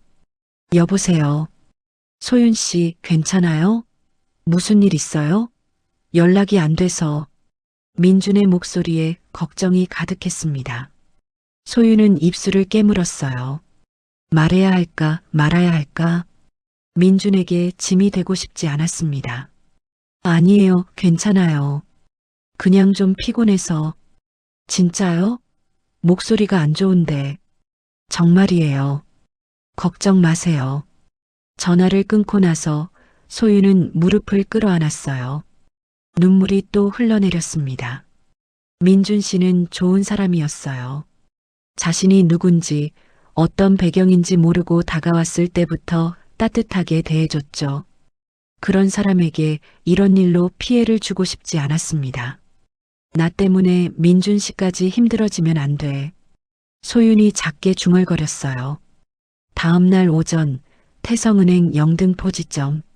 소윤은 출근하지 않았습니다. 아니, 출근할 수 없었어요.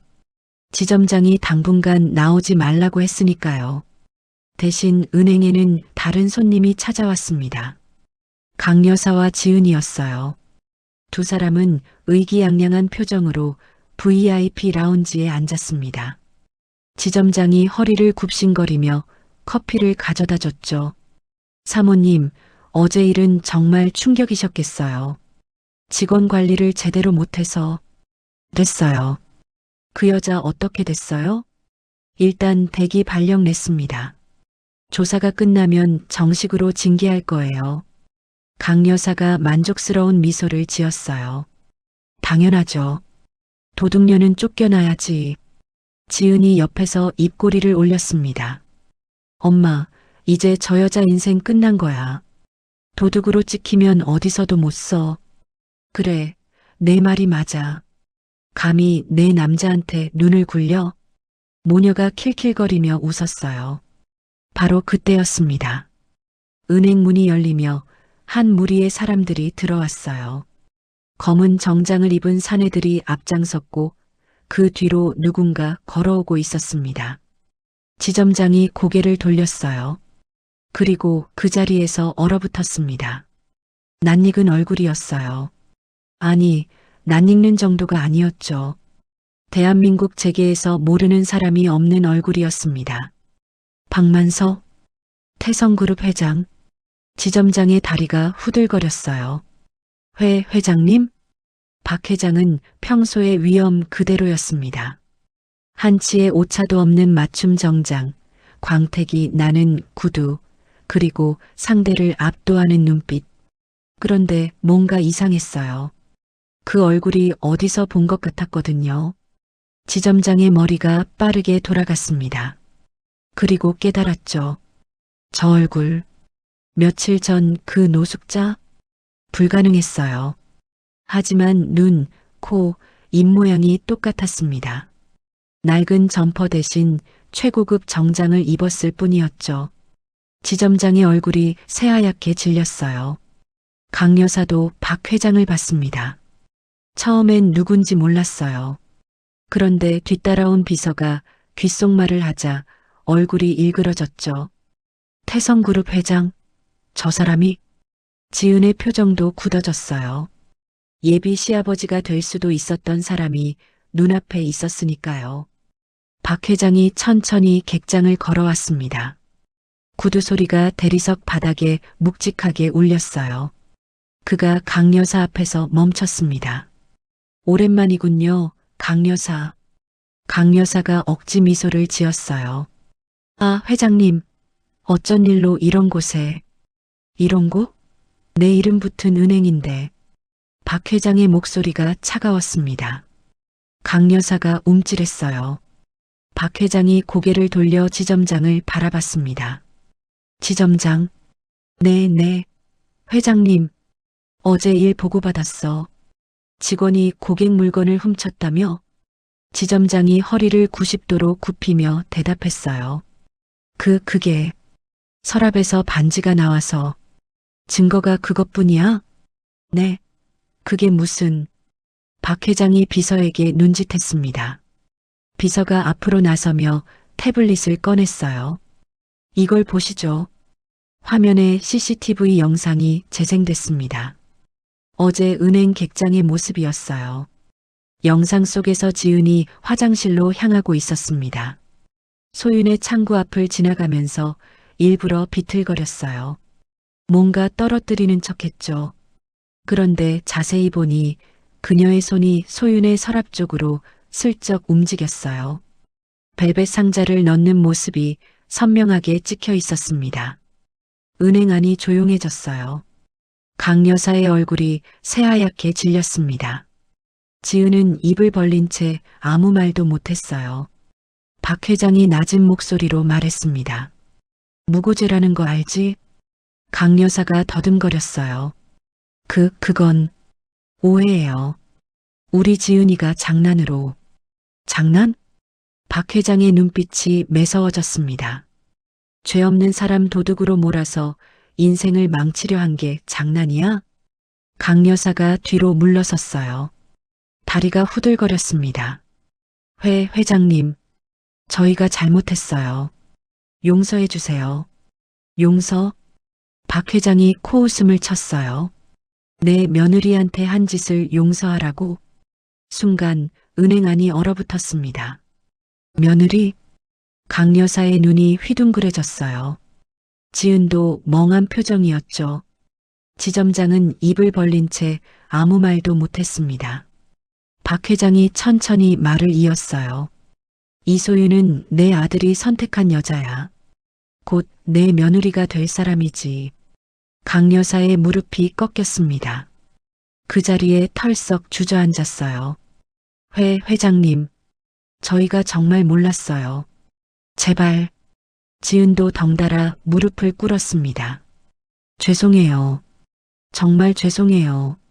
박 회장은 차갑게 내려다봤어요. 늦었어.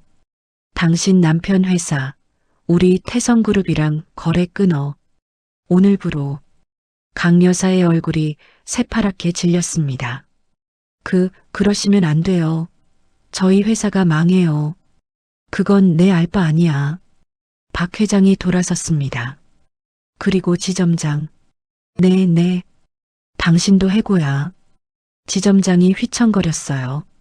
눈앞이 캄캄해지는 것 같았습니다. 회장님, 한 번만 봐주세요. 제발. 박 회장은 대답하지 않았어요. 그대로 은행을 나서려 했습니다. 그때 은행 문이 열렸어요. 소윤이 서 있었습니다. 그녀는 박 회장을 보자마자 얼어붙었어요. 며칠 전 그 노숙자 어르신과 눈앞에 위험 있는 노신사가 겹쳐 보였거든요. 어르신? 소윤의 목소리가 떨렸습니다. 박 회장이 천천히 돌아섰어요. 그의 입가에 희미한 미소가 떠올랐습니다. 이제 어르신이 아니라 아버님이라고 불러야지. 소윤의 눈에서 눈물이 흘러내렸어요. 소윤은 그 자리에서 얼어붙었습니다. 눈앞에 서 있는 노신사의 얼굴을 멍하니 바라봤어요. 며칠 전 냄새나는 낡은 점퍼를 입고 동전을 쏟아냈던 그 어르신. 자신이 맨손으로 동전을 주워드리고 물티슈로 손을 닦아드렸던 그분이 지금 최고급 정장을 입고 위험 있게 서 있었습니다. 어르신이 태성그룹 회장님이셨어요? 소윤의 목소리가 떨렸어요. 박 회장이 천천히 고개를 끄덕였습니다. 미안하다 아가. 널 시험했어. 그 말에 소윤의 눈에서 눈물이 주르륵 흘러내렸어요. 무슨 말인지 이해하기까지 시간이 걸렸습니다. 시험이라고요? 그 며칠간의 일들이 주마등처럼 스쳐 지나갔어요. 냄새나는 노숙자를 맞이한 첫날, 바닥에 쏟아진 동전을 주었던 날, 강 여사에게 맞서던 날, 그 모든 순간들이 시험이었던 거죠. 왜 저를? 소윤이 겨우 물었습니다. 박 회장이 한 걸음 다가왔어요. 내 아들이 사랑한다는 여자가 어떤 사람인지 알고 싶었어. 돈을 보는 사람인지, 사람을 보는 사람인지. 그의 목소리가 부드러워졌습니다. 당신은 진짜였어. 냄새나는 노인에게 차를 대접하고 더러운 동전을 맨손으로 주었지. 아무런 데가 없이 말이야. 소윤은 말을 잇지 못했어요. 눈물만 계속 흘러내렸습니다. 박 회장이 품에서 손수건을 꺼내 소윤에게 건넸어요. 울지 마라. 이제 다 끝났어. 바로 그때 바닥에 주저앉아 있던 강 여사가 비명을 질렀습니다. 회장님, 제발요. 저희가 잘못했어요. 한 번만 봐주세요. 지은도 울먹이며 매달렸어요. 죄송해요. 정말 죄송해요. 다시는 안 그럴게요. 박 회장이 차갑게 돌아봤습니다. 지금 와서 빌어봤자 소용없어. 당신들이 저 아이한테 무슨 짓을 했는지 잊었어? 강 여사의 얼굴이 새파랗게 질렸어요. 그건 오해가 있었어요. 오해? 박 회장의 목소리가 낮아졌습니다. 더 무섭게 느껴졌죠. 죄 없는 사람 도둑으로 몰아서 인생을 망치려 한 게 오해야? CCTV에 다 찍혔어. 당신 딸이 반지를 소윤이 서랍에 넣는 장면까지. 강 여사가 입을 벌렸다 닫았어요. 더 이상 변명할 말이 없었습니다. 박 회장이 비서에게 눈짓했어요. 변호사한테 연락해. 무고죄로 고소할 거야. 강 여사가 비명을 질렀습니다. 안 돼요. 제발. 무고죄면 감옥 가는 거잖아요. 그래, 맞아. 그러니까 각오해. 박 회장이 냉정하게 말했어요. 지은이 소윤에게 기어왔습니다. 무릎을 꿇고 두 손을 모았어요. 언니, 아니 소윤 씨. 제발 용서해줘요. 제가 잘못했어요. 질투심에 눈이 멀었어요. 소윤은 그런 지은을 내려다봤습니다. 며칠 전만 해도 자신을 천한 것이라고 무시하던 사람이었어요. 가정교육도 못 받았다고 주제를 알라고 조롱하던 사람이었죠. 그런데 지금은 바닥에 엎드려 용서를 빌고 있었습니다. 소윤의 마음이 복잡해졌어요. 솔직히 원망스러웠습니다. 억울하고 분했죠. 자신이 무슨 잘못을 했다고 도둑으로 몰렸던 건지 그 수치심과 절망감은 쉽게 잊히지 않을 거예요. 하지만 동시에 바닥에 엎드린 지은의 모습이 측은하게 느껴지기도 했어요. 소윤이 천천히 입을 열었습니다. 저는 용서할 수 있어요. 강 여사와 지은이 고개를 번쩍 들었어요. 정말요? 진짜로요? 소윤이 고개를 끄덕였습니다. 하지만 용서하는 건 저예요. 처벌은 회장님이 결정하실 일이에요. 박 회장이 소윤을 바라봤습니다. 눈빛에 놀라움이 스쳤어요. 이 아이는 자신을 그토록 괴롭힌 사람들을 용서한다고 했어요. 보통 사람이라면 당장 복수하고 싶었을 텐데. 그런데 오히려 측은함을 느끼는 거죠. 왜 용서하는 거야? 저 사람들이 널 얼마나 괴롭혔는데? 박 회장이 물었습니다. 소윤이 잠시 침묵했어요. 그리고 조용히 대답했습니다. 할머니가 그러셨어요. 미움을 품으면 내 마음만 썩는다고. 용서하는 건 상대를 위한 게 아니라 나를 위한 거라고요. 그녀의 눈가가 붉어졌습니다. 저 사람들을 미워하면서 살고 싶지 않아요. 그냥 이제 끝내고 싶어요. 박 회장은 말을 잃었습니다. 이 아이는 진짜 특별했어요. 가난하게 자랐지만 마음은 누구보다 넓었죠. 아내 정아가 생각났습니다. 정아도 그런 사람이었거든요. 미움보다 용서를, 복수보다 이해를 선택하는 사람. 정아야, 당신이 보내준 거지? 박 회장이 속으로 중얼거렸어요. 한참의 침묵 끝에 박 회장이 입을 열었습니다. 좋아. 내 뜻을 존중하마. 강 여사와 지은이 안도의 한숨을 쉬었어요. 고맙습니다, 회장님.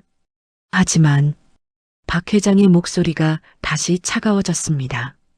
거래 끊는 건 변함없어. 그리고 다시는 내 며느리 앞에 얼씬도 하지 마. 알겠어? 강 여사가 연신 고개를 끄덕였어요. 네, 절대로요.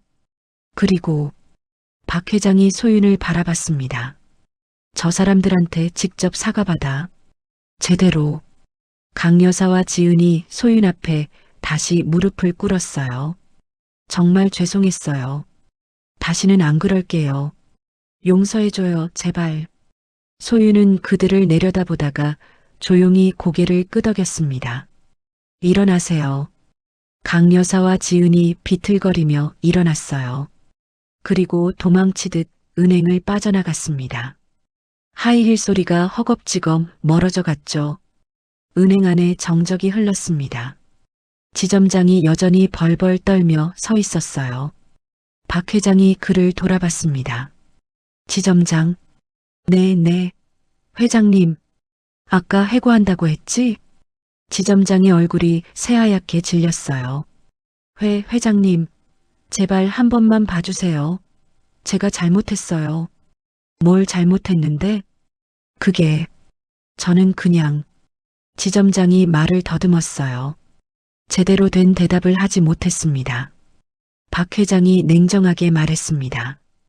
당신은 VIP 앞에서 직원을 버렸어. 증거도 없이 도둑으로 몰았지.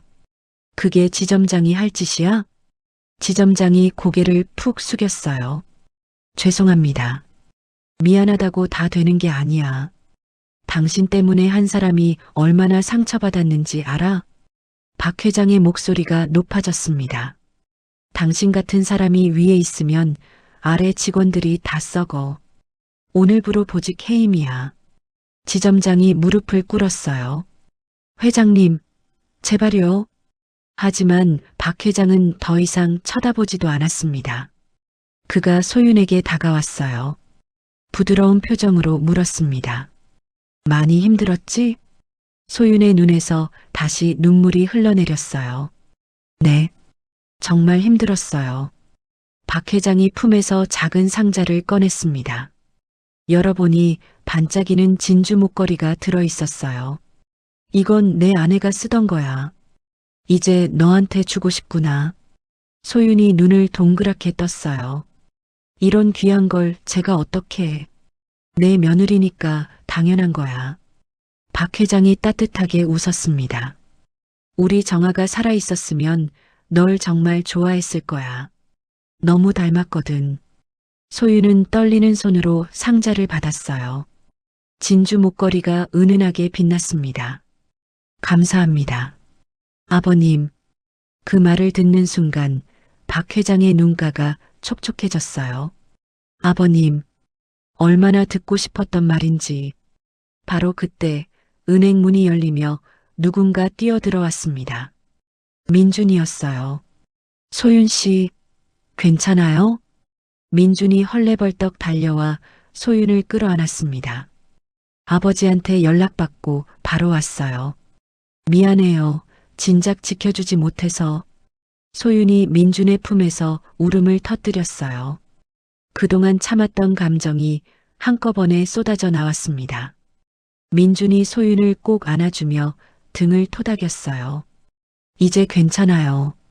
다 끝났어요. 박 회장은 그 모습을 바라보며 미소 지었습니다. 정아, 봤어? 우리 아들 좋은 사람 만났어. 그는 창밖을 바라봤어요. 햇살이 따뜻하게 내리쬐고 있었습니다. 오랫동안 얼어붙어 있던 마음이 녹아내리는 것 같았어요. 이제 마지막 한 가지만 남았습니다. 정식으로 며느리를 맞이하는 일이었죠. 그로부터 일주일이 지났습니다. 태성은행 영등포 지점은 완전히 분위기가 달라져 있었어요. 새 지점장이 부임했고 직원들의 표정도 한결 밝아졌죠. 무엇보다 소윤이 복직했습니다. 그날 아침 소윤은 평소처럼 출근했어요. 유니폼을 입고 명찰을 달았습니다. 거울에 비친 자신의 모습을 보며 깊은 숨을 들이쉬었죠. 다시 시작이야. 은행 문을 열고 들어서자 동료들이 일제히 박수를 쳤어요. 소윤 씨, 다시 와줘서 고마워요. 정말 미안했어요. 그때 아무것도 못해서. 앞으로는 우리가 편히 될게요. 소윤의 눈시울이 붉어졌습니다. 며칠 전만 해도 아무도 눈을 마주치지 않았던 사람들이었어요. 쳐다보지도 못하고 고개를 숙이던 사람들이었죠.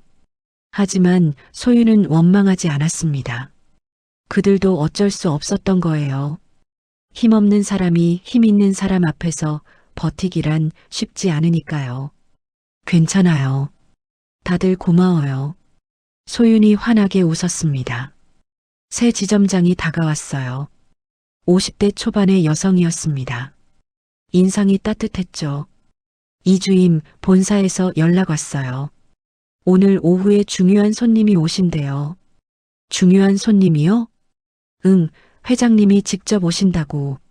소윤의 심장이 쿵 하고 내려앉았어요. 회장님, 박만석 회장. 이제는 아버님이라고 불러야 할 사람. 아직도 실감이 나지 않았습니다. 며칠 전 냄새나는 노숙자로 알았던 분이 대한민국 손꼽히는 재벌 총수였다니요. 오후 2시 은행 앞에 검은색 세단 여러 대가 멈춰 섰습니다. 직원들이 웅성거리기 시작했어요. 회장님 오셨다. 긴장되네. 은행 문이 열리고 박만석 회장이 들어왔습니다. 한치의 오차도 없는 맞춤 정장, 광택이 나는 구두, 그리고 상대를 압도하는 눈빛. 지난번 노숙자 행색과는 천지 차이였죠. 그 뒤로 민준이 따라왔어요. 역시 정장 차림이었습니다. 두 사람은 마치 영화 속 장면처럼 멋있었어요. 직원들이 일제히 허리를 숙였습니다. 안녕하십니까, 회장님. 박 회장이 손을 들어 인사를 받았어요. 그리고 객장을 천천히 둘러봤습니다. 그의 시선이 소윤의 창구에서 멈췄죠. 소윤이 자리에서 일어나 인사했어요. 안녕하세요, 회장님. 박 회장의 입가에 미소가 떠올랐습니다. 회장님이 아니라 뭐라고 해야 한다고 했지? 소윤의 얼굴이 빨갛게 달아올랐어요. 직원들이 보는 앞에서 아버님이라고 부르기가 쑥스러웠거든요. 그게 박 회장이 웃으며 손을 내저었어요. 농담이야. 여기선 회장님이라고 불러도 돼. 민준이 소윤에게 다가왔습니다. 소윤 씨, 오늘 중요한 일이 있어서 왔어요. 중요한 일이요? 박 회장이 비서에게 눈짓했어요. 비서가 앞으로 나서며 마이크를 켰습니다. 잠시 주목해 주십시오. 회장님께서 발표하실 말씀이 있습니다. 은행 안이 조용해졌어요. 모든 시선이 박 회장에게 쏠렸습니다. 박 회장이 천천히 입을 열었어요. 오늘 이 자리에서 두 가지를 발표하겠습니다. 직원들이 긴장한 표정으로 귀를 기울였어요. 첫째, 이소윤 주임을 태성그룹 복지재단 이사로 임명합니다. 은행 안이 술렁거렸어요. 소윤도 눈을 동그랗게 떴습니다. 네, 저를요? 박 회장이 고개를 끄덕였어요. 내 아내가 생전에 만든 복지재단이야. 어려운 이웃을 돕는 일을 하지. 당신처럼 따뜻한 마음을 가진 사람이 맡아야 해. 소윤은 말을 잇지 못했어요. 감사함과 놀라움이 뒤섞여 있었습니다. 감사합니다. 최선을 다하겠습니다. 박 회장이 미소 지었어요. 둘째, 그가 민준을 바라봤습니다. 내 아들 박민준과 이소윤 주임의 약혼을 공식적으로 발표합니다. 은행 안이 떠들썩해졌어요. 박수 소리와 환호성이 터져 나왔습니다. 축하해요. 어머, 정말이에요? 대박. 소윤의 눈에서 눈물이 흘러내렸어요. 민준이 그녀의 손을 꼭 잡았습니다. 소윤 씨, 앞으로 잘 부탁해요. 소윤이 고개를 끄덕였어요. 저야말로요. 박 회장이 품에서 작은 상자를 꺼냈습니다. 열어보니 반짝이는 다이아몬드 반지가 들어 있었어요. 이건 약혼 반지야. 내가 아내한테 줬던 거지. 소윤이 두 손으로 입을 막았어요. 이렇게 귀한 걸 귀하니까 주는 거야. 내 며느리니까. 민준이 반지를 받아 소윤의 손가락에 끼워줬어요. 반지가 은은하게 빛났습니다. 직원들이 다시 박수를 쳤어요. 누군가는 휴대폰으로 사진을 찍었고 누군가는 눈물을 글썽거렸죠. 바로 그때 은행 문이 벌컥 열렸습니다. 강 여사였어요. 얼굴이 창백했고 눈이 충혈되어 있었습니다. 머리는 헝클어져 있었고 옷차림도 전과 달리 초라했죠. 회장님, 제발 한 번만 더 봐주세요. 강 여사가 달려와 박 회장 앞에 무릎을 꿇었어요. 우리 회사가 망하게 됐어요. 거래처가 다 끊기고 은행에서 대출 회수한다고 하고. 제발요. 박 회장이 차갑게 내려다봤습니다. 그건 당신이 자초한 일이야. 알아요. 제가 잘못했어요. 하지만 이러다간 정말 길바닥에 나앉게 돼요. 강 여사가 눈물을 흘리며 애원했어요. 며칠 전 소윤에게 쏟아냈던 그 오만함은 온데간데 없었습니다. 소윤은 그 모습을 바라봤어요. 솔직히 시원하기도 했습니다. 자신을 그토록 괴롭히고 모욕했던 사람이 무릎 꿇고 비는 모습이니까요. 하지만 동시에 마음 한구석이 불편했어요. 저 사람도 누군가의 엄마고 누군가의 아내였으니까요. 소윤이 박 회장에게 조용히 다가왔습니다. 아버님, 박 회장이 돌아봤어요. 왜? 저분, 한 번만 더 기회를 주시면 안 될까요? 박 회장의 눈썹이 꿈틀했습니다. 내가 왜 저 사람을 감싸는 거야? 널 그렇게 괴롭혔는데. 소윤이 잠시 침묵했어요. 그리고 조용히 대답했습니다. 할머니가 그러셨어요. 사람은 누구나 실수할 수 있다고. 중요한 건 그 실수에서 뭘 배우느냐라고요. 그녀의 눈가가 붉어졌습니다. 저분이 정말로 반성했다면 한 번쯤 기회를 주셔도 되지 않을까요? 박 회장은 소윤을 가만히 바라봤어요. 이 아이는 정말 특별했습니다. 원수 같은 사람까지 감싸려고 하다니. 아내 정아도 그런 사람이었어요. 미움보다 용서를, 복수보다 화해를 선택하는 사람. 박 회장이 한숨을 쉬었습니다. 내 며느리가 이렇게 말하는데 어쩌겠어. 그가 강 여사를 내려다봤어요. 일어나. 강 여사가 떨리는 몸으로 일어섰습니다. 거래 재개 여부는 당신 남편이 직접 나한테 와서 사과하면 생각해 보겠어. 그리고 2번 다시 내 며느리 앞에 얼씬거리지 마. 강 여사가 연신 고개를 숙였어요. 감사합니다. 감사합니다. 정말 감사합니다. 그녀가 허겁지겁 은행을 빠져나갔습니다. 박 회장이 소윤을 바라봤어요.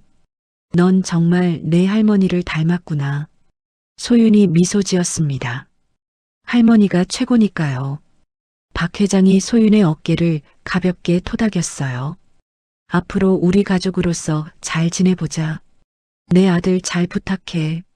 네, 아버님. 민준이 소윤의 손을 잡았습니다. 소윤 씨, 고마워요. 아버지 마음을 녹여줘서.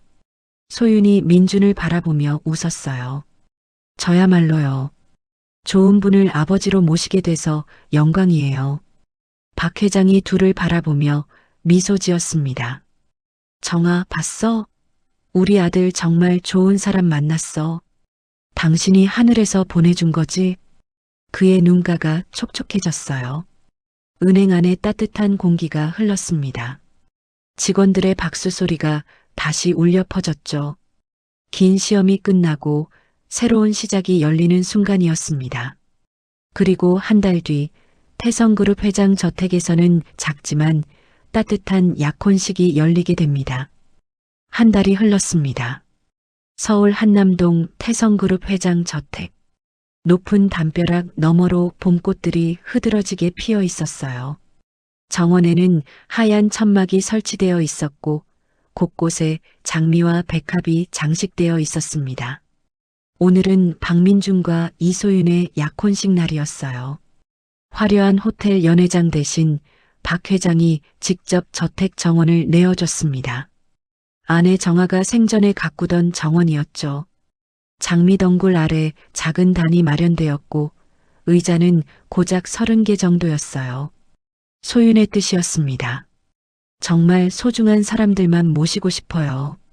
가족과 가까운 친구들, 그리고 소윤이 봉사하던 보육원 아이들. 아이들은 새 옷을 입고 들떠 있었어요. 소윤은 드레스룸에서 거울을 바라보고 있었습니다. 순백의 원피스를 입은 모습이 낯설었어요. 화려한 웨딩드레스가 아니라 소박하고 단정한 원피스였지만 그녀에게는 세상에서 가장 아름다운 옷이었습니다.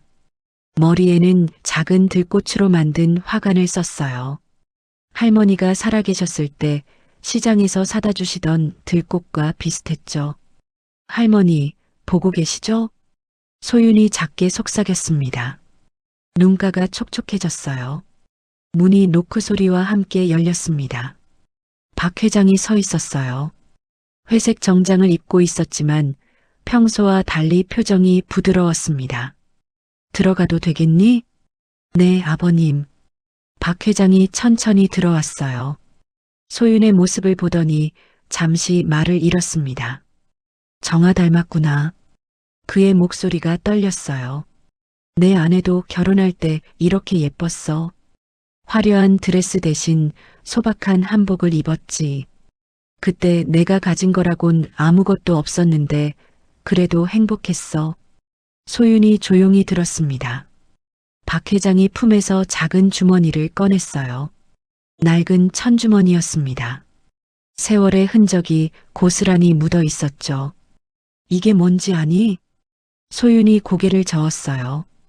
박 회장이 주머니를 열었습니다. 안에서 반짝이는 것이 나왔어요. 10원짜리 동전 하나였습니다. 소윤의 눈이 커졌어요. 이건 내가 처음 만났을 때 닦아준 동전이야. 박 회장의 목소리가 잠겼습니다. 그날 은행 바닥에 동전을 쏟았을 때 모두가 피하고 손가락질했어. 지점장은 경찰을 부르겠다고 소리쳤고 다른 직원들은 더럽다며 코를 막았지. 그가 동전을 손바닥 위에 올려놓았어요. 낡았지만 깨끗하게 닦여 있었습니다. 근데 너는 달랐어. 맨손으로 동전을 주었지. 치마가 더러워지는 것도 손이 지저분해지는 것도 아랑곳하지 않았어. 소윤의 눈에 눈물이 고였습니다. 그때 내가 말했잖아. 피땀 흘려 모으신 귀한 돈인데 어떻게 더러워요? 라고. 박 회장이 소윤의 손을 잡았어요.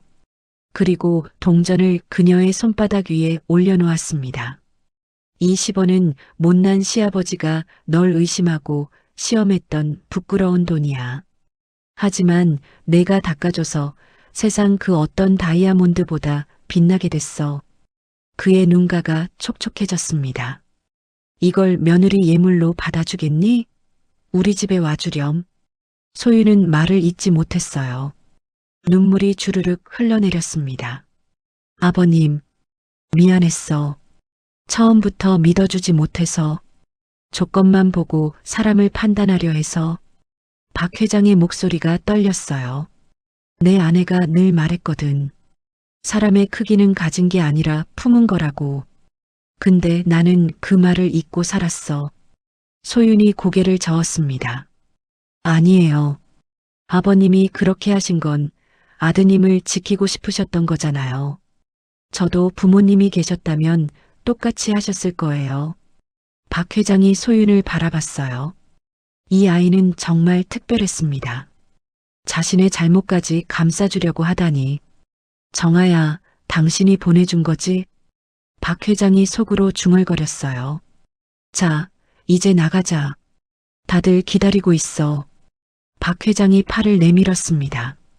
소윤이 그 팔을 잡았어요. 정원으로 나가는 문이 열렸습니다. 햇살이 따뜻하게 쏟아져 내렸어요. 하객들이 일제히 고개를 돌렸습니다. 박수 소리가 터져 나왔죠. 보육원 아이들이 꽃잎을 뿌리며 환호했어요. 선생님 예뻐요. 와, 공주님 같아. 소윤이 환하게 웃었습니다. 단 앞에 민준이 서 있었어요. 그는 소윤을 보자마자 눈물을 글썽거렸습니다. 울지 마세요, 민준 씨. 소윤이 장난스럽게 말했어요. 당신이 울면 나도 울잖아요. 미안해요. 너무 예뻐서. 민준이 웃으며 눈물을 닦았습니다. 박 회장이 소윤의 손을 민준에게 건넸어요. 이제 내가 지켜라. 평생 행복하게 해줘. 네, 아버지. 약속드립니다. 민준이 소윤의 손을 꼭 잡았습니다. 짧지만 따뜻한 예식이 진행되었어요. 화려한 주례사도 긴 축사도 없었습니다. 다만 두 사람이 서로에게 약속하는 시간이었죠. 평생 당신 곁에서 함께 웃고 함께 울겠습니다. 민준이 먼저 말했어요. 평생 당신을 믿고 당신과 함께 따뜻한 가정을 만들겠습니다. 소윤이 대답했습니다. 두 사람이 서로를 바라보며 미소 지었어요. 그리고 조용히 손을 맞잡았습니다. 박수 소리가 정원을 가득 채웠어요. 보육원 아이들이 다시 꽃잎을 뿌리며 뛰어다녔습니다. 박 회장은 맨 앞줄에 앉아 그 모습을 바라봤어요. 옆자리에는 아내 정아의 사진이 작은 액자에 담겨 놓여 있었습니다. 정아, 봤어? 우리 아들 결혼해. 그가 사진을 향해 속삭였어요. 당신이 좋아할 만한 며느리야. 따뜻하고 정직하고 사람을 볼 줄 아는 아이야. 당신을 꼭 닮았어. 그의 눈가가 촉촉해졌습니다. 예식이 끝나고 작은 피로연이 이어졌어요. 정원 한쪽에 마련된 테이블에서 사람들이 음식을 나눠 먹었습니다. 아이들은 잔디밭을 뛰어다니며 놀았죠. 소윤이 박 회장에게 다가왔습니다. 아버님, 정말 감사합니다. 이렇게 예쁜 곳에서 약혼식을 할 수 있게 해주셔서. 박 회장이 고개를 저었어요. 내가 고맙지. 우리 가족이 되어줘서. 그가 잠시 망설이다가 말을 이었습니다. 그리고 부탁이 하나 있어. 네, 말씀하세요. 내 아내가 생전에 만든 복지재단이 있어. 거기 산하에 보육원도 있고, 내가 봉사하던 그곳도 우리 재단 소속이야. 소윤이 눈을 동그랗게 떴어요. 정말요? 응. 아내가 떠난 후로 내가 신경을 못 썼어. 너무 아팠거든. 하지만 내가 그곳에서 아이들을 돌보는 걸 보고 다시 용기가 났어. 박 회장이 소윤의 손을 잡았습니다. 앞으로 그 재단을 내가 맡아줬으면 해. 어려운 이웃을 돕는 일, 당신처럼 따뜻한 사람이 해야 해. 소윤의 눈에 눈물이 고였어요. 제가요? 저 같은 사람이요? 너 같은 사람이니까 부탁하는 거야. 박 회장이 따뜻하게 웃었습니다. 소윤이 고개를 숙였어요. 최선을 다하겠습니다, 아버님. 민준이 다가와 소윤의 어깨를 감쌌습니다. 소윤 씨, 축하해요. 이제 진짜 우리 가족이네요. 고마워요, 민준 씨. 세 사람이 함께 웃었어요. 해가 지기 시작했습니다. 하늘이 주황빛으로 물들었어요. 하객들이 하나둘 돌아가고 정원은 다시 고요해졌습니다. 박 회장은 혼자 정원 벤치에 앉아 있었어요. 손에는 아내의 사진을 들고 있었습니다. 정아, 나 잘했지? 그의 목소리가 떨렸어요. 이번엔 사람을 제대로 봤어. 당신이 늘 말했던 것처럼 가진 게 아니라 품은 걸 봤어. 바람이 불어왔습니다. 장미 꽃잎이 흩날렸어요. 꽃잎 하나가 박 회장의 어깨에 살포시 앉았습니다. 이게 당신이 보내는 신호인가? 잘했다고 하는 거지? 그가 꽃잎을 손에 받아 바람에 날려보냈어요. 꽃잎은 하늘 높이 날아올라 사라졌습니다. 저택 거실에서 웃음소리가 들려왔어요. 민준과 소윤이 함께 이야기를 나누고 있었습니다. 여보, 보육원 아이들 정말 좋아했죠? 응. 오늘 정말 행복했어. 우리도 나중에 아이 낳으면 따뜻하게 키우자. 그래요. 꼭 그렇게 해요. 박 회장은 그 대화를 들으며 미소 지었습니다. 정아, 우리 이제 쉬어도 되겠어. 아들이 좋은 사람 만났고 나도 다시 사람 사는 법을 배웠으니까. 그는 사진을 가슴에 품었어요. 밤이 깊어갔습니다. 하지만 저택에는 따뜻한 불빛이 켜져 있었어요. 오랫동안 차갑고 쓸쓸했던 그 집에 드디어 온기가 돌아온 거죠. 한 노인의 시험은 끝이 났습니다. 그리고 새로운 가족의 이야기가 시작되었어요. 10원짜리 동전 하나로 시작된 인연. 그것이 세상에서 가장 값진 보물이 되었습니다. 사랑과 믿음으로 이어진 진짜 가족의 이야기. 이렇게 그들은 오래오래 행복하게 살았습니다. 오늘의 이야기가 마음 한구석에 작은 숨결처럼 스며들었다면 앞으로도 당신의 하루에 조용한 위로가 되어드릴 이야기로 찾아오겠습니다. 구독과 좋아요는 큰 힘이 됩니다. 그리고 사연의 주인공을 위한 따뜻한 응원 한 줄 댓글에 남겨주세요.